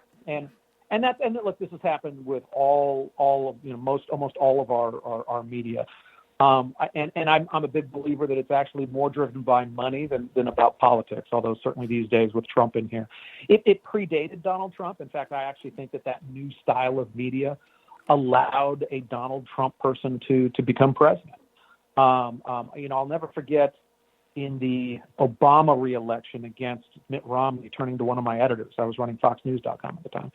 And I'm like, have you ever seen the media this biased in its life? And he was like, no, I really haven't. And of course, those were the quaint days. But a couple things started happening. One was some business models started changing. The biggest aspect of that was the internet. So we remember in the history books, the old days of yellow journalism, where you'd see the picture of the kid ringing a bell out with the billboard with the newspaper on front of it, screaming, 12 dead in house fire or whatnot. And those were headline driven because if you had the best headline on that newspaper, you sold the most newspapers that day. And that's what was a large driver of what we now call yellow journalism of the turn of the century. Well, now the same thing is happening, except instead of every newspaper, it's literally every headline. If you put out a good, commonsensical headline that is fair and balanced and does all those things, it's not going to get picked up and shared on Twitter and Facebook and Instagram, and it's not going to make you that kind of money that if you play to your side, saying, "Oh my gosh, Trump was just slandered by the New York Times," that story gets shared, and when you click on that story on your phone or on your computer, that news organization gets their penny in advertising from that. So they've won when you've clicked on it. And that click-based journalism really, really drove opinion. It drove all those things. Similar thing happened on TV. I mean, when I first went to work at Fox News in 1998, we were very strict about, we had our primetime shows, O'Reilly and whatnot. Everything else was really straight news, except for the morning show and the prime time. Well, over the years, and we were also a heck of a lot more balanced in the sense that, we were 15 degrees to the right. Everybody else was at least 15 degrees to the left. But, we had Hannity and Combs. They had a show together, a left-right talk thing. We had a Bill O'Reilly, and we also had Greta Van Susteren. So it was a very balanced thing, but then as time went out, what started happening was those opinion shows started drawing much bigger audiences. And people didn't want to watch the straight news stuff as much. They wanted to watch They wanted to watch Jeanine Pirro, scream out about her, give her opinion on things and do all that. Those shows were cheaper to produce, made a lot more money, and now, I think that both CNN and Fox and all, they're playing to their base much more strongly, and less by straight news and more by kind of news mixed in with opinion. So between that and the internet, I think we're in a new world order with the media, and I think we're going to be stuck with it for a few years. Now, the downside to conservatives is that 85% of the media is left wing.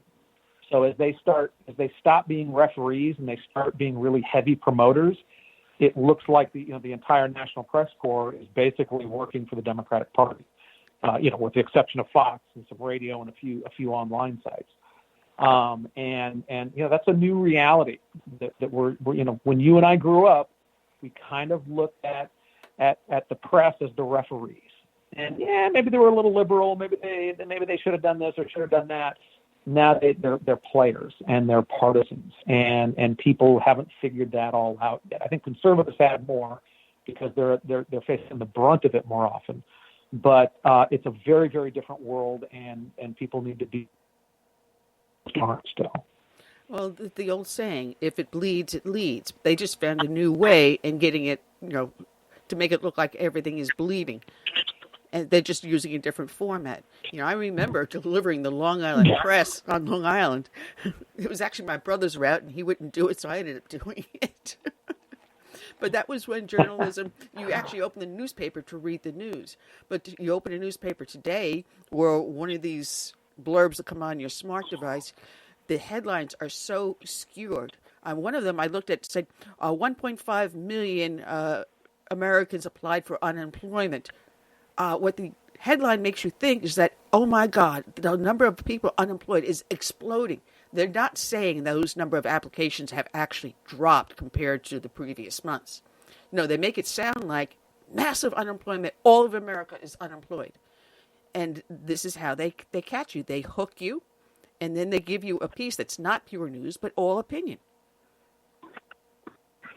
Well, and look, you can lie very well by telling the truth through no opinion. I mean, I can say, Fox News could say, Pete Buttigieg gave 5 speeches to gay audiences as he was when he was wearing his underwear, and that could be a very true statement. And if you just leave out the fact that he was wearing a suit, a tie, and some shoes, and that's really what they're doing these days. I mean, look, the New York Times went from being a gold standard with brilliant people running that. It really deserved its place as one of the best newspapers in U.S. history. And now when they've decided to throw away any concept of intellectual honesty, they publish pieces, and they do this every day, that have true facts, but just omit the ones from one side and play up the ones from another side, and can create a lie by telling true facts. It's I was before an audience once and I said, I could send 2 reporters here, and this was it was a local community discussion of politics in the media. It was very nice. It was very civilized. It was a cool thing. And I said, if I told that one reporter to just find the most malcontented people here and get the worst little snarky quote that we had and a couple people complaining about it, you could create an image of what happened here that is radically different than what actually happened.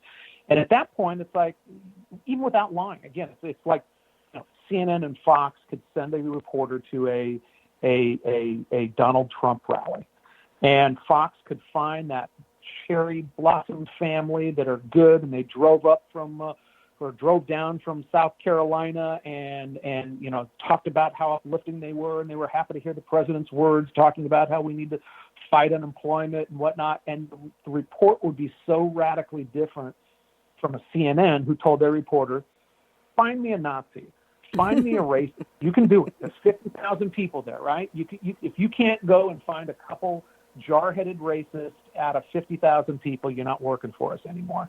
And they could tell almost the exact opposite story. And it's just so, it puts us as consumers, when people stop trying to play fair even if they're playing with the truth, it creates something that you can't, it forces consumers to have to get their news from multiple outlets, or at least people that they know they trust. And we're in a very weird transition period in America with that, I believe. You're absolutely true. You cannot accept a single source for where you're getting your information from. Preparing for a show like this, and I'm sure where you do it with yours, you have the LaCorte News, your last name. You have to look at other areas first before you put your pieces together. Now, this is a purely opinion show. I don't tell people I'm giving them news. I'm saying this is my opinion. This is where I'm getting it from. This is what I think. Is why you either trust my values and agree with my values or not, and then listen to something else. Absolutely. Exactly.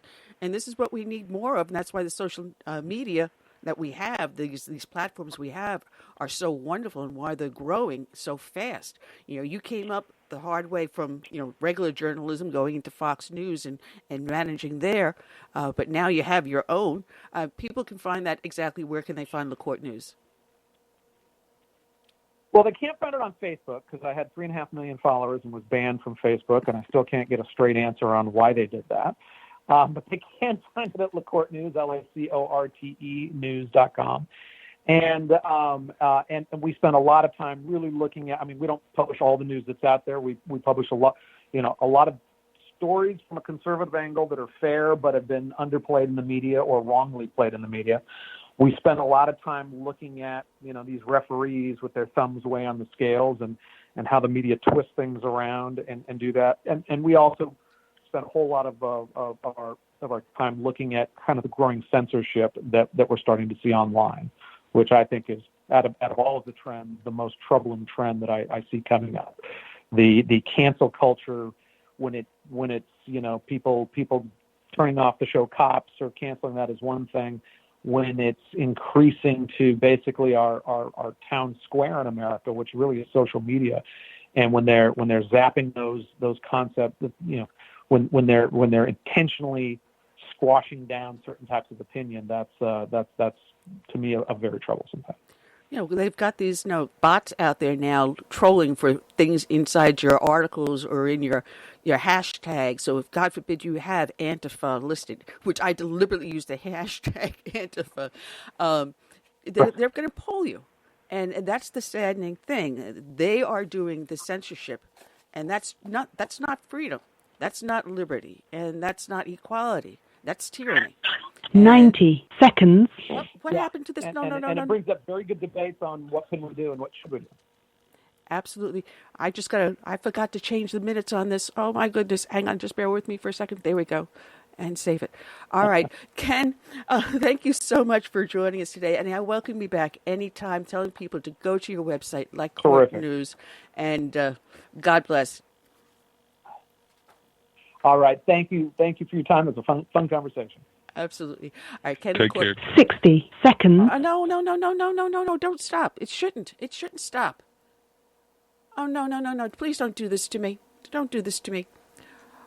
It should be reading 180 minutes. So let's try this. Make sure that we can get our guest in online here. And welcome Kathy Barnette, who is running for Congress out of the state of Pennsylvania, District 4. Good afternoon, Kathy. How are you today? I'm doing well. Thank you for having me. Yeah, it's one way to start. I'm looking at the minutes on the show. The clock should have said 180 minutes, and it said 120. It's corrected now, so we're not going to lose you. Good. Now, you have a book out which is called Black and Conservative in America, and for some reason, the 10 seconds. No, this has changed. This is showing not 10 seconds. It's showing an hour left. Let's hope it doesn't knock us off. Oh, please don't do that to me. Anyway, for some reason, the left seems they own the black vote and that you don't think independently. Yeah, and the entire title of my book is Nothing to Lose, Everything to Gain, being Black and conservative in America, because that's what we have in this country. Black people have been or are the most loyal constituents of the Democrat Party. There is no block of people more loyal to the Democrats than the black vote. And I often ask black people, what exactly have we gotten for our loyalty? We know what the Democrat Party gets. They cannot secure the White House without at least getting 85 to 90% of our vote. But what exactly have we gotten in return for our loyalty? Because our schools are still some of the worst schools in the nation, our dangerous streets in America, high unemployment, low home ownership. And so it's beginning to challenge, you have to begin to challenge the narrative, because it's a very true, I understand why people feel as though if you're black, you must vote Democrat. And I understand the arrogance and even maybe racism of Joe Biden to assume that if I don't vote for him, then I must not be black. But we have to begin to chip away at that narrative by helping black people realize that Democrats have done nothing for us. Well, you know, on your website, you've got a marvelous one that explains your position on everything. You talk about the Democratic muscle memory. And they hammer these one things like universal health care, universal child care. You know, everything is where government has to become the nanny state. And they've actually sold people on the idea that government knows better for them how to live their lives than they do for themselves. Yeah, you know, I mean, and we're experiencing what it would feel like to live in a nanny state. We're many of us across this nation, where we're still under a liberal Democrat rule, we are experiencing, even to this day, a very strong authoritarian power grab. In the state of Pennsylvania, for example, the overwhelming majority of the state is still on lockdown. You know, and we are, you know, or maybe in some red, yellow, green phase, which really means nothing at all, because we're still having to kowtow down to the edicts of a dictatorial governor. And so, I mean, so everyone is beginning to get a really good sense of what it feels like when Democrats say, you just shut up, sit down, we'll take care of it. Very amazing how they just keep coming up with one welfare program after another. They're not calling it welfare programs. They're calling it direct cash payment, or they're calling it a stimulus package. But it's essentially nothing more than a glorified welfare program for the masses. And I believe that there's logic to Democrats' madness. They, like in my particular state and in several others where we're still on lockdown for the most part, people are on the verge of losing everything, losing their livelihoods completely. People are running through their retirement, running through the money they set aside for their kids' college education, just running through things just to pay for the basics. So therefore, as we continue to deplete our savings, and when Democrats come to us and say, oh, I have universal something, even the staunchest conservative is going to think twice about saying no, because right now we're running through our savings. You know, Kathy. I'm sorry, Curtis. I was going to say it's their excuse for the mandatory. What is the word I'm thinking of? Mandatory paycheck. No, paycheck. So this way, the government will guarantee you a paycheck even if you're not working. They'll guarantee you the child. Well, we already see that. Yeah, this is what they're offering you. But in order to do that, they've got to destroy you to make you dependent upon them. Exactly, right. And we're seeing that right now with the $600 stipend, right? Just extra $600. And we're seeing what that is doing in many cases. It is incentivizing people from getting up, getting out, and creating a life for yourself, because I'm making more money if I stay home than if I don't. So Democrats, I mean, let me tell you, I do not believe that Democrats are the reason for COVID-19, but boy, oh boy, are they exploiting it to their benefit. I earnestly believe. Boy, oh boy, are they, getting as much mileage out of this as they possibly can, because they are giving people a taste of what it feels like to, hey, we'll just send you an extra $600, an extra $1,000 a month. Won't you like that? People are now, it's no longer a theory, but now we're experiencing that. And that may be very tempting to a certain segment of our nation. And then at the same time as as others are beginning to run through the savings that they had on the side, it puts us into a precarious situation, making us a little bit more hesitant to deny a big brother government that wants to pay for everything. Curtis, go ahead.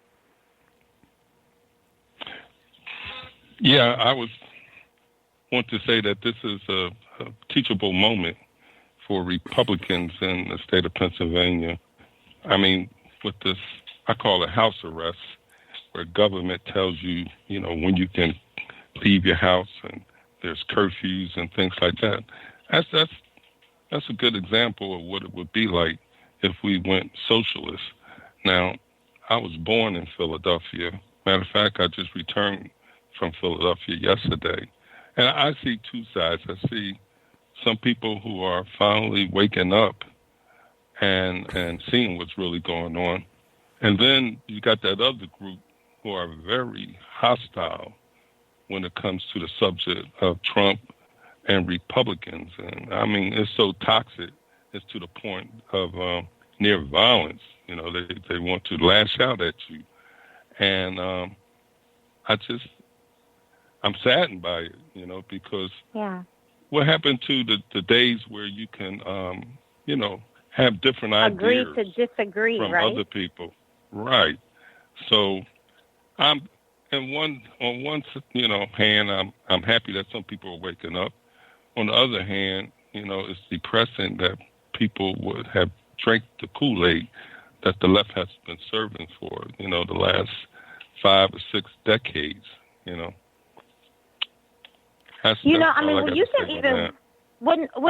think it's an excellent observation. You can just see, the way the president steered us as a nation through COVID-19. For all we knew, COVID-19 could have been a Martian from a different planet. We had no idea what we were contending with. All we saw were little red dots popping up all over the globe, and now it was here in our country. That's all we knew. It was popping up all over the globe, killing people at an alarming pace. And now it was here on our shores. And then we saw a president being very steady, very focused, very methodical, going outside of bureaucrats to bring in the private sector. We saw him take decisive decisions with closing the border, the travel back and forth to China. We saw the Democrats, we saw Joe Biden and others come out immediately and call him a racist.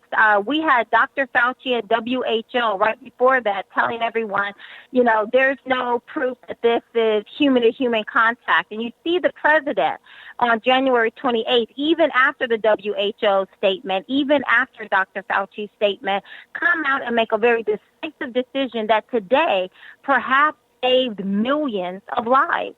And you would think that after all of that, after how he so graciously worked with governors who were negligent in their job, their responsibility to adequately prepare and to have an adequate number of PPE and ventilators and all of those things in store. And you see this president graciously working with everyone, making sure everyone had everything. Not one American who needed a ventilator did not get a ventilator. And you would think, after all of that, that the minds of those who are just completely blind, from my view, with rage and anger, you would think they would say, oh, wait a minute, this is a good job. It's the complete opposite. They are blaming him for it, in fact. And you sit there looking kind of dumbfounded, like realize very quickly that there are some people who they're so filled with hate. There's absolutely nothing you can do. And then you recognize there are those who have an ear to hear, and they And those are the ones that people like us should be talking to and seeking out and having conversation. There are those you will never be able to convince. The key for us is to readily identify them, pivot away from them, and move forward. And hopefully when you get in office, you will have some say in changing our educational system. The very ones that are putting out little Marxists and socialists. I know, right? Let me tell you, the biggest issue in the black community is not policing. The biggest issue in the black community are outsiders who typically don't look like the residents who live in those inner cities, outsiders coming in to tell black folks what their problems are. And then outsiders dreaming up, reimagining ways to resolve those problems. You know, out of all the tragedies that we've seen over the past couple of weeks, out of all the mayhem that we've experienced as a nation, my hope is that the black community does not allow these typically white liberal outsiders to come in and tell us who we are, tell us what our problems are, and all we're left with at the end of this is having some, you know, pretty neat marches and listening to pretty little speeches. Hopefully, we recognize that what the issue is are these typically white liberals coming into our community and trying to define us and exclude us at the exact same time from being at the table and having a conversation, being a part of the conversation about how to redesign our communities. That is our number one issue. I earnestly believe that is the black community's number one issue, is constantly pivoting and allowing outsiders to come in and tell us what our problems are at the exact same time that they exclude us from the table where these discussions are being had. You know, with this COVID virus, we're seeing a lot of people now homeschooling their kids.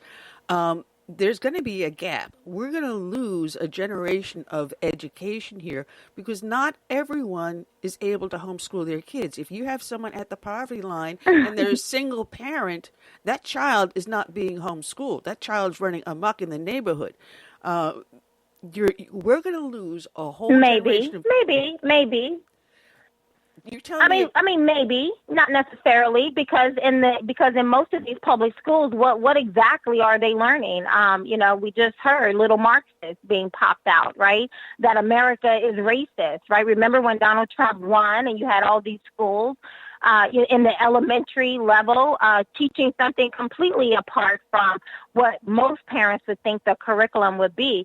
Now, I've homeschooled my kids for the past 6 years, and you're right. It is an all-consuming job. It takes every part. It impacts every single aspect of your life in order to do it well.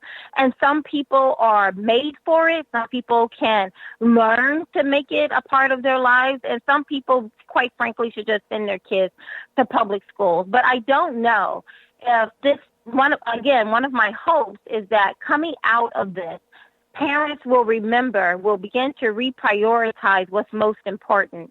Having to spend that much quality time with your family, hopefully my goal is that people begin to realize exactly how much of their children's lives they're missing, how much of their children's lives are being distorted by other people teaching your children what is important, what's not important.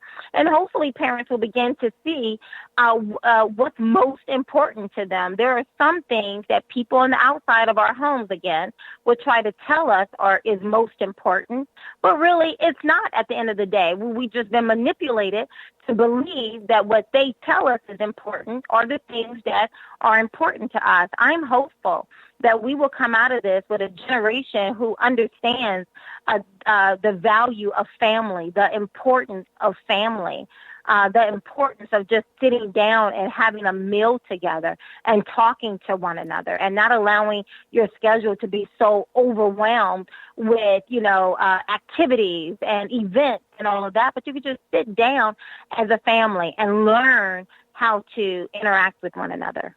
Well, here's the big thing. With public schooling, the idea is to dehumanize.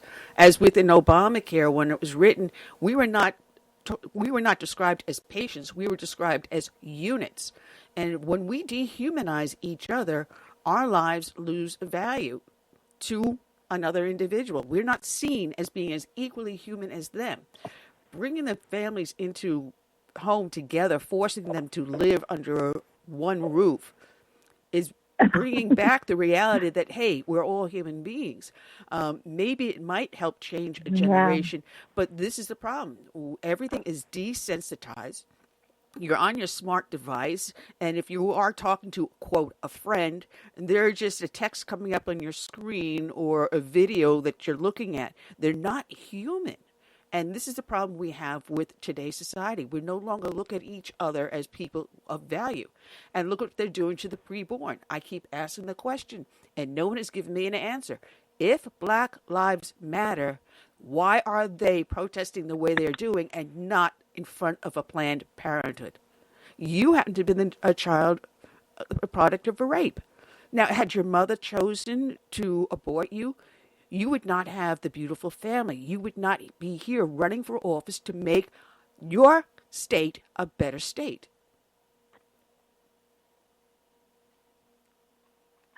I believe that all life has value. I believe all life has value at both ends of the spectrum. I am pro-life, and although someone may not appreciate my position in being pro-life, you cannot argue with my story. And my story is, as you've mentioned, and people can go out and look at, there's been videos done on my genesis. That's my story. And had my grandmother, actually, because my mother was so young, had my grandmother chose differently, then my life and everything that comes from me would not exist. I think about that quite often, actually. I look at my children and I see the wonderful little people that they are, and how great, what a wonderful impact that they're going to make in our society. They would not exist. And I believe that my life has value, and I'm very grateful for those who saw my mother, who saw me, and the very unfortunate circumstances surrounding my conception, and still saw value in my life coming forward. I'm eternally grateful to all those who took part in that decision. It was not an easy decision.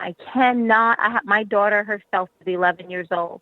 I could never imagine such a wrong being inflicted upon her little body, her little soul.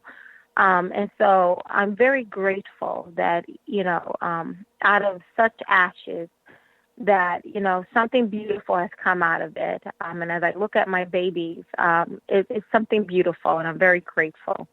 Well, you're right about how this can only happen in America. You went on, you served in the military, you put yourself through college, you were able to create who you are. And that can only occur here in America because of the way we were founded. You can be coming from nothing. It doesn't matter what family you come from. You can come from absolute utter poverty to become president of the United States. And I feel as though, in part, I crawled from up under a rock. I'm a little Black girl who grew up on a pig farm in southern Alabama. I grew up below the bottom rung of the economic ladder. I had to look up to see the bottom rung of the economic ladder. I grew up in a home with no insulation, no running water, an outhouse in the back and a well on the side. My family, a portion of my family have been doing a deeper dive, trying to, piece together our heritage. And we just came across a photo of my great, great, great grandmother Rhoda. And I remember hearing people talk about Grandma Rhoda, but this is my first time seeing her. And, she was born in 1846. She was a slave. And I grew up, the house I just described, I grew up in the same house that she lived in. And I recognize the power of that. I have the blood of slaves from both sides of my family running through my blood. And as I have often told my children, we above all have an obligation to live well in this nation. We have a debt to repay. And I think about that often. I talk about it throughout my book often. I feel as though I have a debt to repay to every single person who looked like me but was, defined as property, a slave, who held on against all odds, against all hope, and not because of their own lives were so bearable, but because they peered into the future and they saw their children's children's children. And I am Grandma Rhoda's children. I am that person. And I feel as though I have a debt to repay to her to make sure that I live well. And that's one of the primary reasons why I refuse to walk around like a victim. Are there people who try to victimize us? Of course.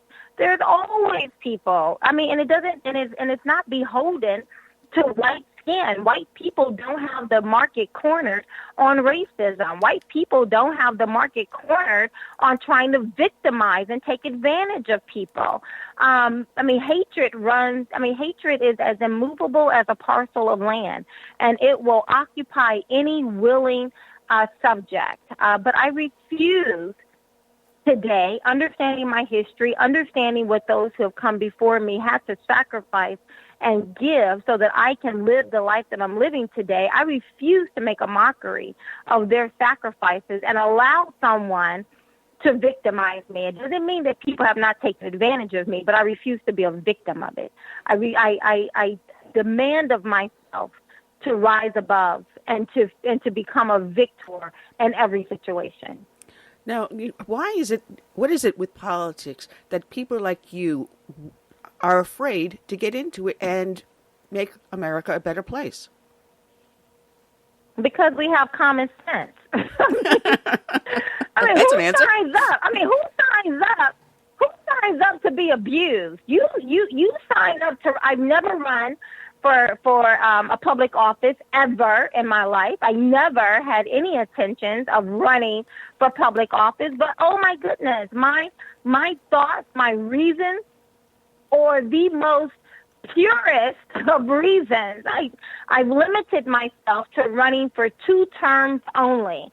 I do not believe that our republic was made for people to get into office and then die in office. So I've limited myself to 2 terms. I make it very public. I am not here for the express purpose of garnering power for myself, but I want to be in a position so that I can give access to the people, so that I can give the control back to the people. If ever we needed an example of how involved the government is in every single aspect of our lives, now we have a pretty clear picture of that. You can't even go outside without them telling you if you can or can't, if it's sanctioned or not, if you're essential employee or not, right? So they have such a tremendous impact and say over every single aspect of our lives. Don't we want people in Congress?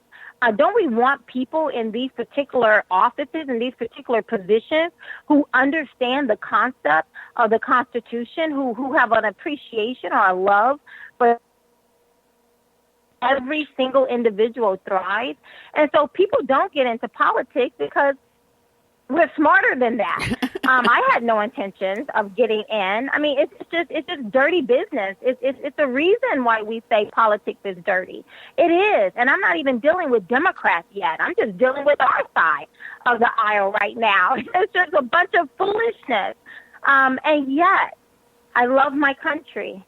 And yet, when I add up the priorities of my life, I know that my story only takes place right here in America. And I want to preserve this nation for the next little black boy and girl who feel that they need to crawl from up under a rock and want to be able to scratch out a life for themselves. Because the way in which we're going, we're not going to have that. I mean, America is in trouble, in case somebody didn't know that already. In case you're thinking this is just one of those moments that's going to quickly pass on by and we can get back to, our regular way of living. No, America is in trouble. You just have a whole city being taken over in Seattle. I mean, and you have government leaders who's supposed to be watchful and dutiful over us and our nation, over the responsibilities that they have. Just flee. Just give it away. And this is coming to a city near you, because just like we saw the riots, it started in Minneapolis, but when they saw that they could take over and run over a police department and no one would stop them, guess what? It emboldened them. And then we began to see it in over 30 cities across this nation. Now, guess what? The powers that be are watching what just took place in Seattle, Washington. And guess what? They're recognizing something. We got weak, flimsy backbone leaders at him, and they're not going to do a thing. They're going to wait for the president to do something, and then they're going to accuse him of being too harsh. Man, you don't have opinion, do you, Kathy? I know, right? I mean, but we need people with opinions. And not only people with opinions, but people who, quite frankly, I mean, I love this nation, and I want to preserve it. I remember making a decision in my mind when I was graduating from boot camp that if I was called to lay my life down, I would. Now, I think my life is just as valuable as anybody else's life. I'm not trying to be a martyr. I'm not trying to have my life disrupted, right? Just like no one else is trying to do that. But when I came to that decision, it caused me at the age of 18 to begin to understand what exactly am I laying my life that potentially may be called to lay my life down for. And it began a journey that started at the age of 18 that has continued on today of understanding the good, the bad, the downright ugly, and the opportunities of this country, and learning how to be a balanced individual. I can recognize the evils that took place. Slavery, Jim Crow law, flat out evil. I'm not making any excuses for it. It was wrong. It was doubly wrong. It was evil from the core. It's just ugly. So I'm not trying to equivocate that. And yet I can also see how our nation has, for over 100 years now, maybe almost close to 200 years now, maybe about 160 years now, have worked diligently to right those wrongs. Do I believe those wrongs have been righted? No. But do I believe that we are on the pathway? Yes. We are, because unless you're dead, you're constantly improving. Now, we have an issue in this nation, and it is the lack of inclusion for Black people, for minorities. And we can have that conversation, and we can all come to the table like reasonable human beings and talk. Black people do not need to be given space to just riot and tear up stuff. We are intelligent people as well. We can sit down, string sentences together, and communicate our feelings. We don't have to be given space to act like animals. We don't have to do that because we're smart. We're better than that. We're not as low as those particular mayors will have us to think that we are, that this is the only way we can get our frustrations out. I reject that foolishness. But we got to start doing better. We got to call a spade a spade. There are some opportunities in this nation. I believe that opportunity surrounds itself around financial inclusion, around educational inclusion, and getting white liberals out of these predominantly Black communities trying to tell us what our issues are and allow us to have a seat at the table in determining the design of our communities. Well, Kathy, it has been a lot of fun to have you on here, and I want to welcome you back. Give your campaign a little bit more of a push. People can find you at Kathy Barnette, your last name Barnette, Kathy Barnette for Congress.com. Good luck on your campaign. You're running for the 4th District of Pennsylvania. God bless. Blessings. All right, Kathy Barnette, check out her website and help support her campaign. Go on there and make a donation. And I want to welcome our next and final victim up in the batter's box. I want to welcome aboard Jonathan Butler. Good afternoon, Jonathan, with Heritage Foundation. Hello, good afternoon. It is a pleasure having you here. I'm glad that every week Heritage is sending me a guest, and I'm encouraging people to go on to heritage.com to learn about more of what you guys are doing out there. Man, I don't even know where to start with you at this point. My head is spinning from this show. You're the fifth and final guest, and boy, we've covered everything under the sun today. Oh, man, you're the senior policy analyst for the Center for Education. And with this lockdown, everyone is starting to relook at how our public education is handled. And I think we're going to come out the other end of this with some very surprising results. What say you? Yes, I think you're exactly right. I mean, if the surveys are any indication, more families are thinking about keeping their children home in the fall. Now, of course, some of this may be due to parents afraid of what the situation will be with the pandemic and what the spread may look like. But also, I think families are, at least, again, according to what we're seeing from reports at big cities especially, they're disappointed at what came from local districts as they tried to pivot to online instruction. You know, you wrote a book called The Not So Great Society. And when people think of Great Society, we think LBJ. What happened to our education system? You know, it used to be diversified, spread out to the local area, and now it's not. Now we've got big problems. Well, and if there's one thing that we could put our finger on, it's the increasing presence of the federal government in our K-12 schools. And it began, you know, really with an increase in money, but that, of course, was quickly followed by regulations and, frankly, more programs that Washington thought that they could manage from inside the Beltway. And, you know, remember, many of these things from the Great Society were meant to help those who were most disadvantaged. I mean, they were meant to help students in poverty. They were meant to help students who, you know, were struggling both in terms of how, you know, what their home life was like, as well as what was going on at school. And all we can say today is that this additional quote unquote help from Washington has not succeeded. And there are a number of indicators we can point to. Well, anything coming out of D.C., there's always going to be a string attached. Oh, here you go, a nice little stimulus check. But there's, in the end, there's going to be a penalty to pay for that. Well, absolutely. And when it comes to K-12 learning, when they began to, when they started the U.S. Department of Education, 1979, 1980, a big part of that agency's new responsibilities were a continuation of what had been several decades of kind of ramping up and escalating the programs coming from Washington dealing with K-12 schools. But again, all focused on narrowing the achievement gap between low-income students and their peers. And a big finding from our book, from one of our guest writers in our book, is that the gap between children at the upper end of the economic spectrum and those at the lower end, that achievement gap has persisted. It's been largely unchanged.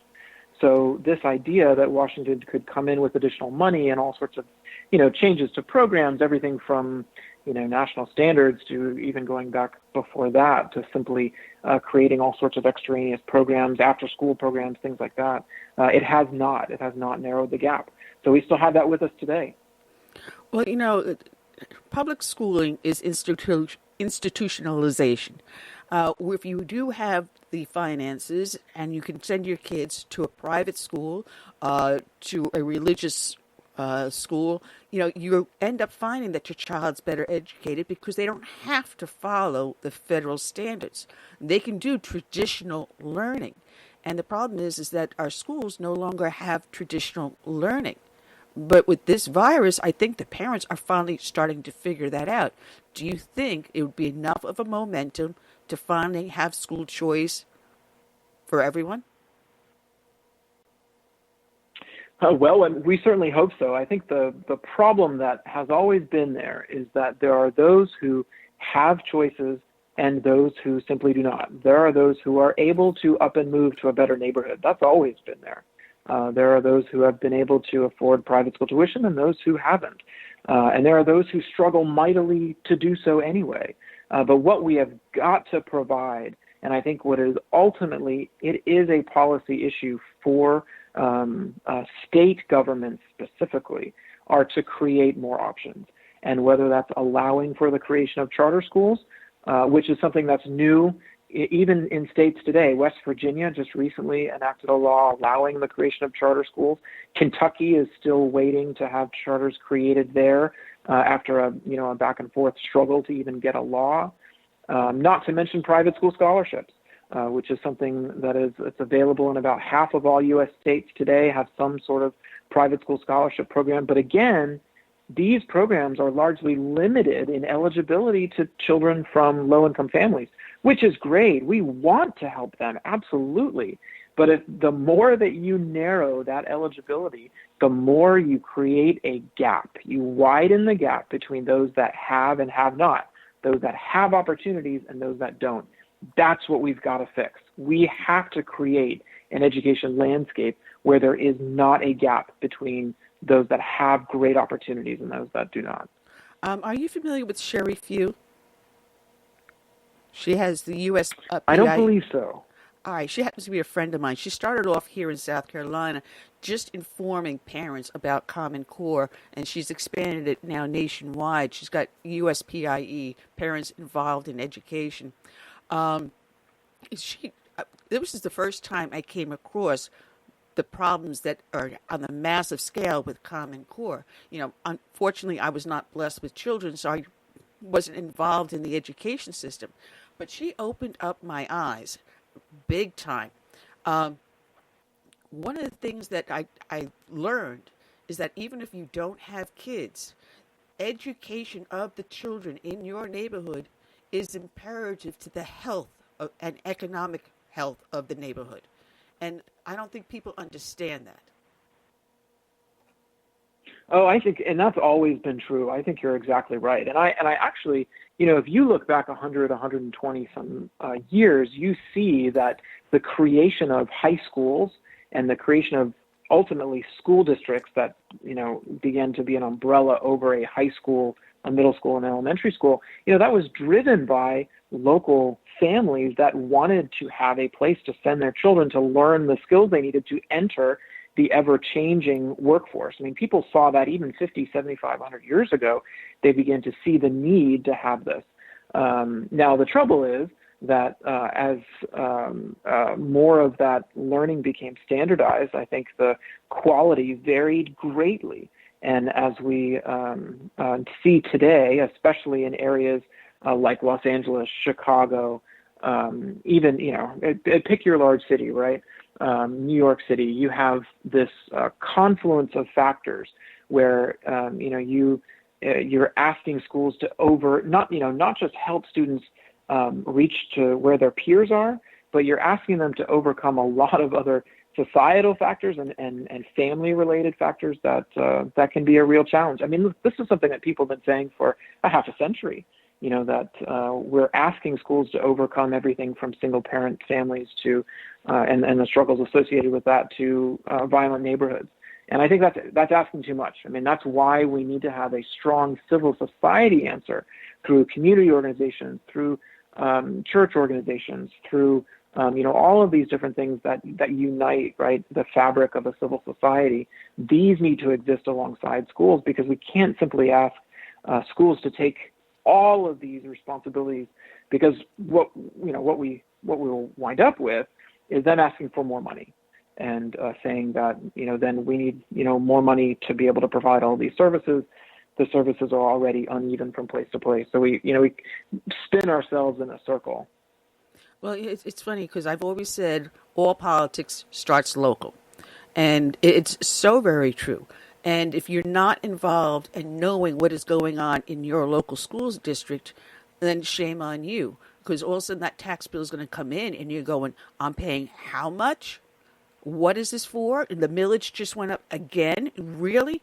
I got involved in finding out what was going on with our school board.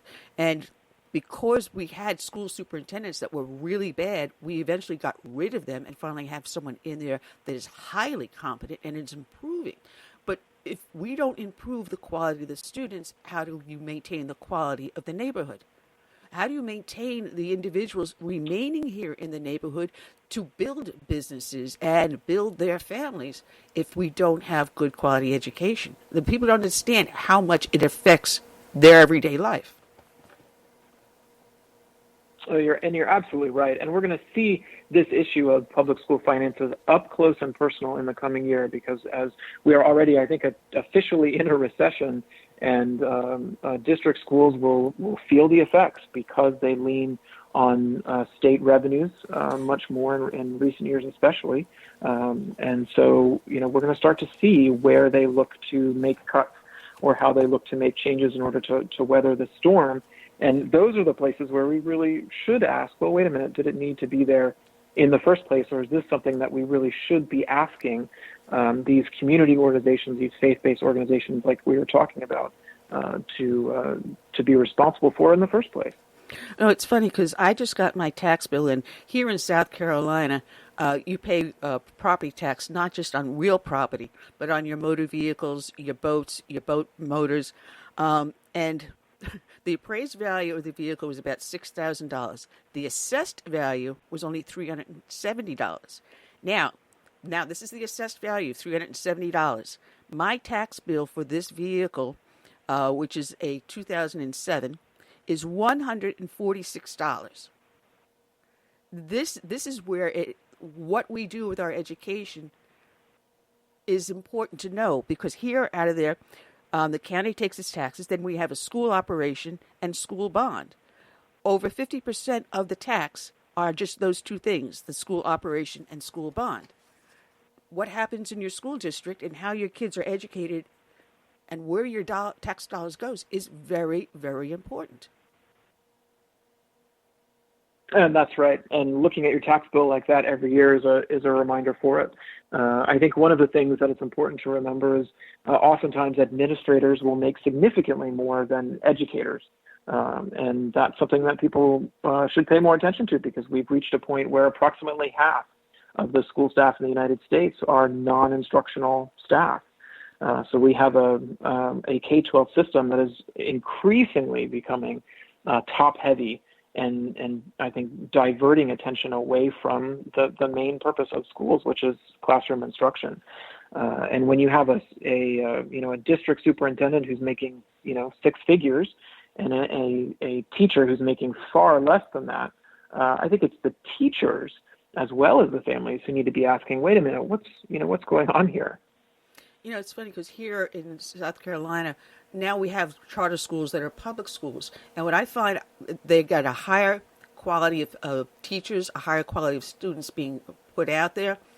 But you also have far more parent involvement. And you got people lining up just to get themselves registered for these charter schools. The beauty of it is that the charter schools require a family member, whether it's a parent, a grandparent, aunt, uncle, to spend 20 hours each month at the school, whether you're serving food in the cafeteria or you're assisting in the classroom or even doing clerical work, so that the parent or the family member gets to see how the school is run, gets to see who their kid is hanging out with, and has more involvement in the education of that child. I think this is what maybe we should be turning all of our public schools into. Oh, I agree. And I had the chance to see that up close and personal. I was the director of accountability for South Carolina's public charter school district about a decade ago. And it was amazing to see individuals and groups create charter schools. It was great to see the growth of those schools. And now we have two authorizers in the state. And I think that's very exciting. I think that's, it's a great way to get charter schools of different kinds opening in different parts of the state to help students with different needs. It's very, very exciting. Well, I've always said the dollars should follow the child. The child should not chase the dollars. But this is what the federal government has us doing. Our kids are chasing the dollars instead of the dollars following the child. Absolutely. Well, and like you said, with charter schools in particular, it's helping to, I think, create a scenario where parents are more involved in what is going on in their child's education every day. And, it's going back to the pandemic. This is an opportunity that parents had through this situation of students being quarantined at home to see the content that their students were learning, and that was very important. Now parents are more aware, and I think that also is leading into why some parents are thinking about homeschooling for the fall. Well, I think a lot of parents also had a huge eye-opener on the subjects and the textbooks that these kids are using. Very few people realize the vast majority of textbooks come out of Texas, out of basically one publishing house. Consequently, they control the content of the education. Oh, absolutely. Texas and California, right? A lot of the textbook publishing companies and the material produced comes from there. I think, these days, what we should be watching is what's coming out of the New York Times. The New York Times 1619 project was created not just to be a big piece in the New York Times, magazine, but it was also designed to be a curriculum for schools. And what people need to understand is that they have issued corrections to this 1619 project material since it was released.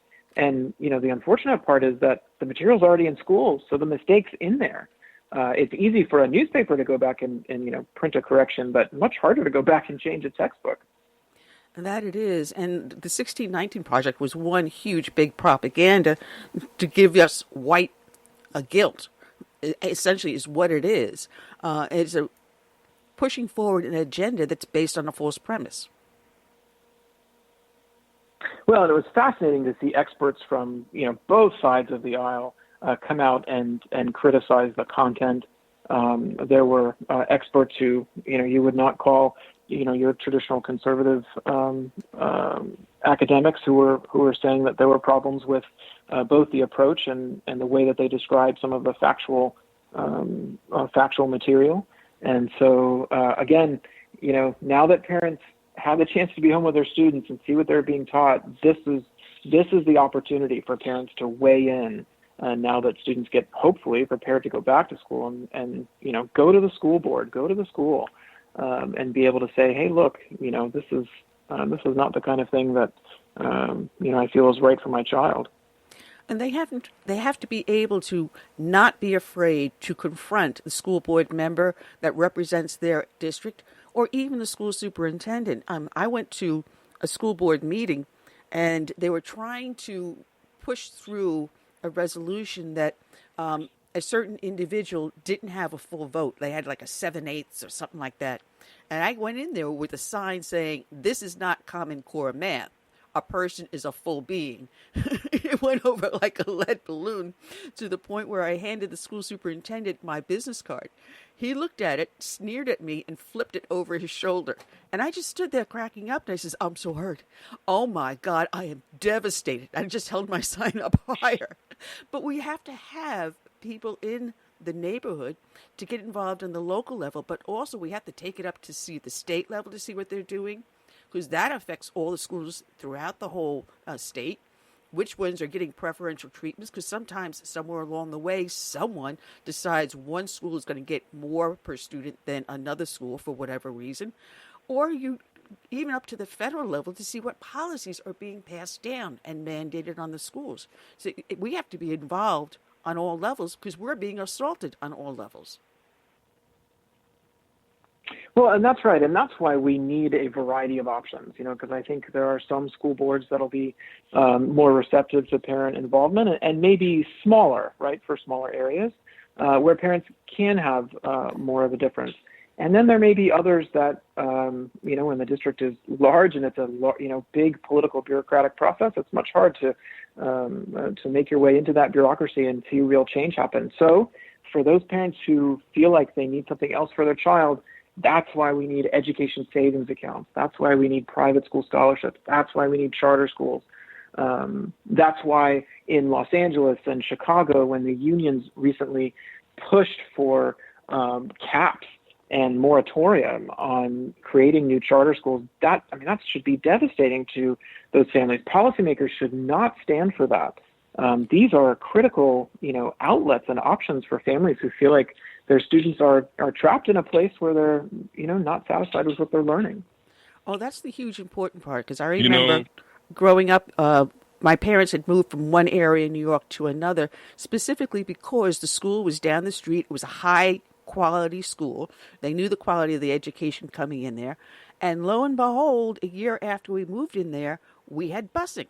So, yes, Camila Harris, I got bused too, just like you, and I got sent to a neighborhood that was 5 miles away from our home, not within a 1 mile distance. But this is what the federal government will do. They'll place policies in place, and to hell with whomever it hurts. And, you know, for those students who are happy, for those students who are in a good place, that's great, right? These options don't threaten those students. That's not what these are designed to do. These are designed to give hope to those students who are not. Every child is different. Every family is going to have a different need. And so, you know, look, for families that are satisfied with their neighborhood school, that's great. It's for those that may not be, right? We need to have that opportunity there because that needs to be what the mark of the education landscape in the United States should be. It should be marked by hope and opportunity. Curtis, go ahead. I'm sorry. Go ahead. My comment is specific to the 1619 project. I believe those on the left feel that in order to maintain their hold on the black community, they have to keep this slave narrative going in the black community, and they do this through Hollywood. I mean, they put out movies that always show, you know, blacks being, you know, tortured and raped and lynched, things like that. They hear it in you know, the shows that they watch on TV and so on. So I believe that as long as they can keep the slavery narrative going, blacks will, you know, most blacks will probably always remain Democrats unless we somehow get them to separate themselves from that narrative. Did we lose Jonathan? No, I'm still here. You said it very well. I mean, not much I can add to that. I think that's why, as we look at the way that the public education system has evolved over time into a situation where you have students assigned to schools of uneven quality around the country and of almost, you know, there's almost a reliable to need to have multiple options, especially in big cities like LA, New York City, Chicago. You know, the charter schools that have brought so much hope to New York City, like the Success Academies, like the KIPS and things like that. You know, this is the way I think that we have to go to our policymakers and say, we need this for every child. We need this for every child. We need them to have something beyond what they are assigned to. This concept of district school assignment is outdated, and it needs to be changed. That we have got to change it from you are assigned based on where you live, based on the neighborhood that you grew up in, to the place where you feel like is the best fit for you. And look, again, for those that have a local school that they're happy with, you know, carry on. No one's going to. We don't want to take that away from anyone, but we do need to help those who feel trapped. And sadly, there are those, right? We're not just making this up. I mean, whether it's from test scores to high school graduation rates to college completion to neighborhood violence, we know, right, that there are students that need something more. So it's why this concept of opportunity has to be something that I think permeates through the narrative about, you know, tearing down public schools, or the way unions say that we're trying to destroy something. We're not trying to destroy something. We're trying to build something.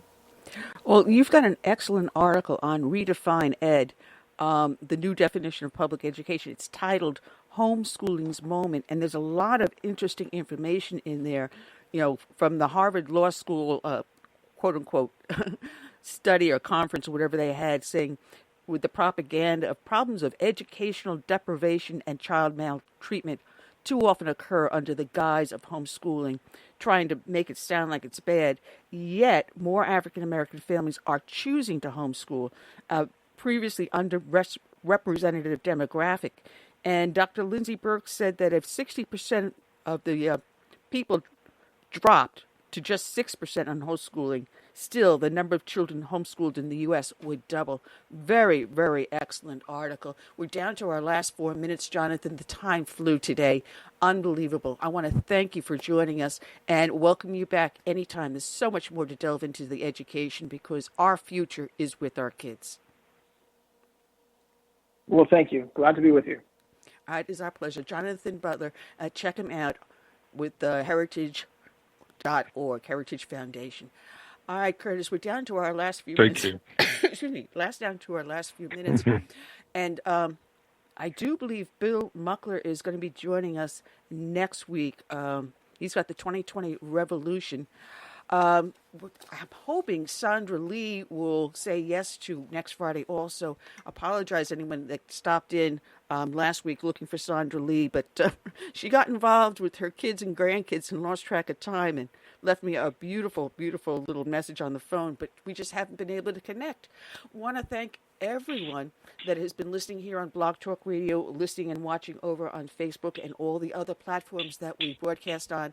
Check us out also on iHeartRadio as well as iTunes. But that's all we got for tonight, and I think that's all we got to say for now. Yep, until next week. All right. So until same then, time, same station. Yeah, and matter of fact, I'm going to be closing off with this fantastic song we have here with Loretta Lynn and Bobby Bear, God Bless America Again. God bless America again. You see all the trouble that she's in. Wash her pretty face, dry her eyes, and then God bless America again.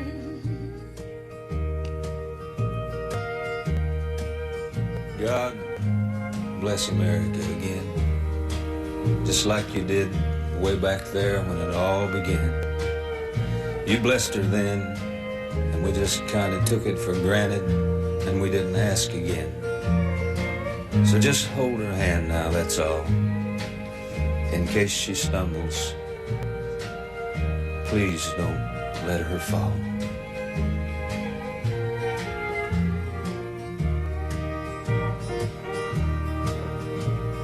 God bless America again.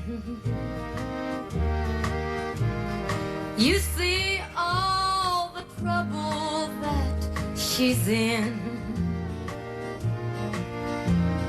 Wash her pretty face, dry her eyes, and then God bless America again. God bless. You know, I don't understand everything that I read and hear about what's wrong with America. When you don't have a lot of book learning, there's many things that you don't understand. But I know this much. She's like a mother to me, and I love her with all my heart. And let me tell you this, everything I am or ever hope to be, I owe to her. Wash her pretty face, dry her eyes, and then God bless America again.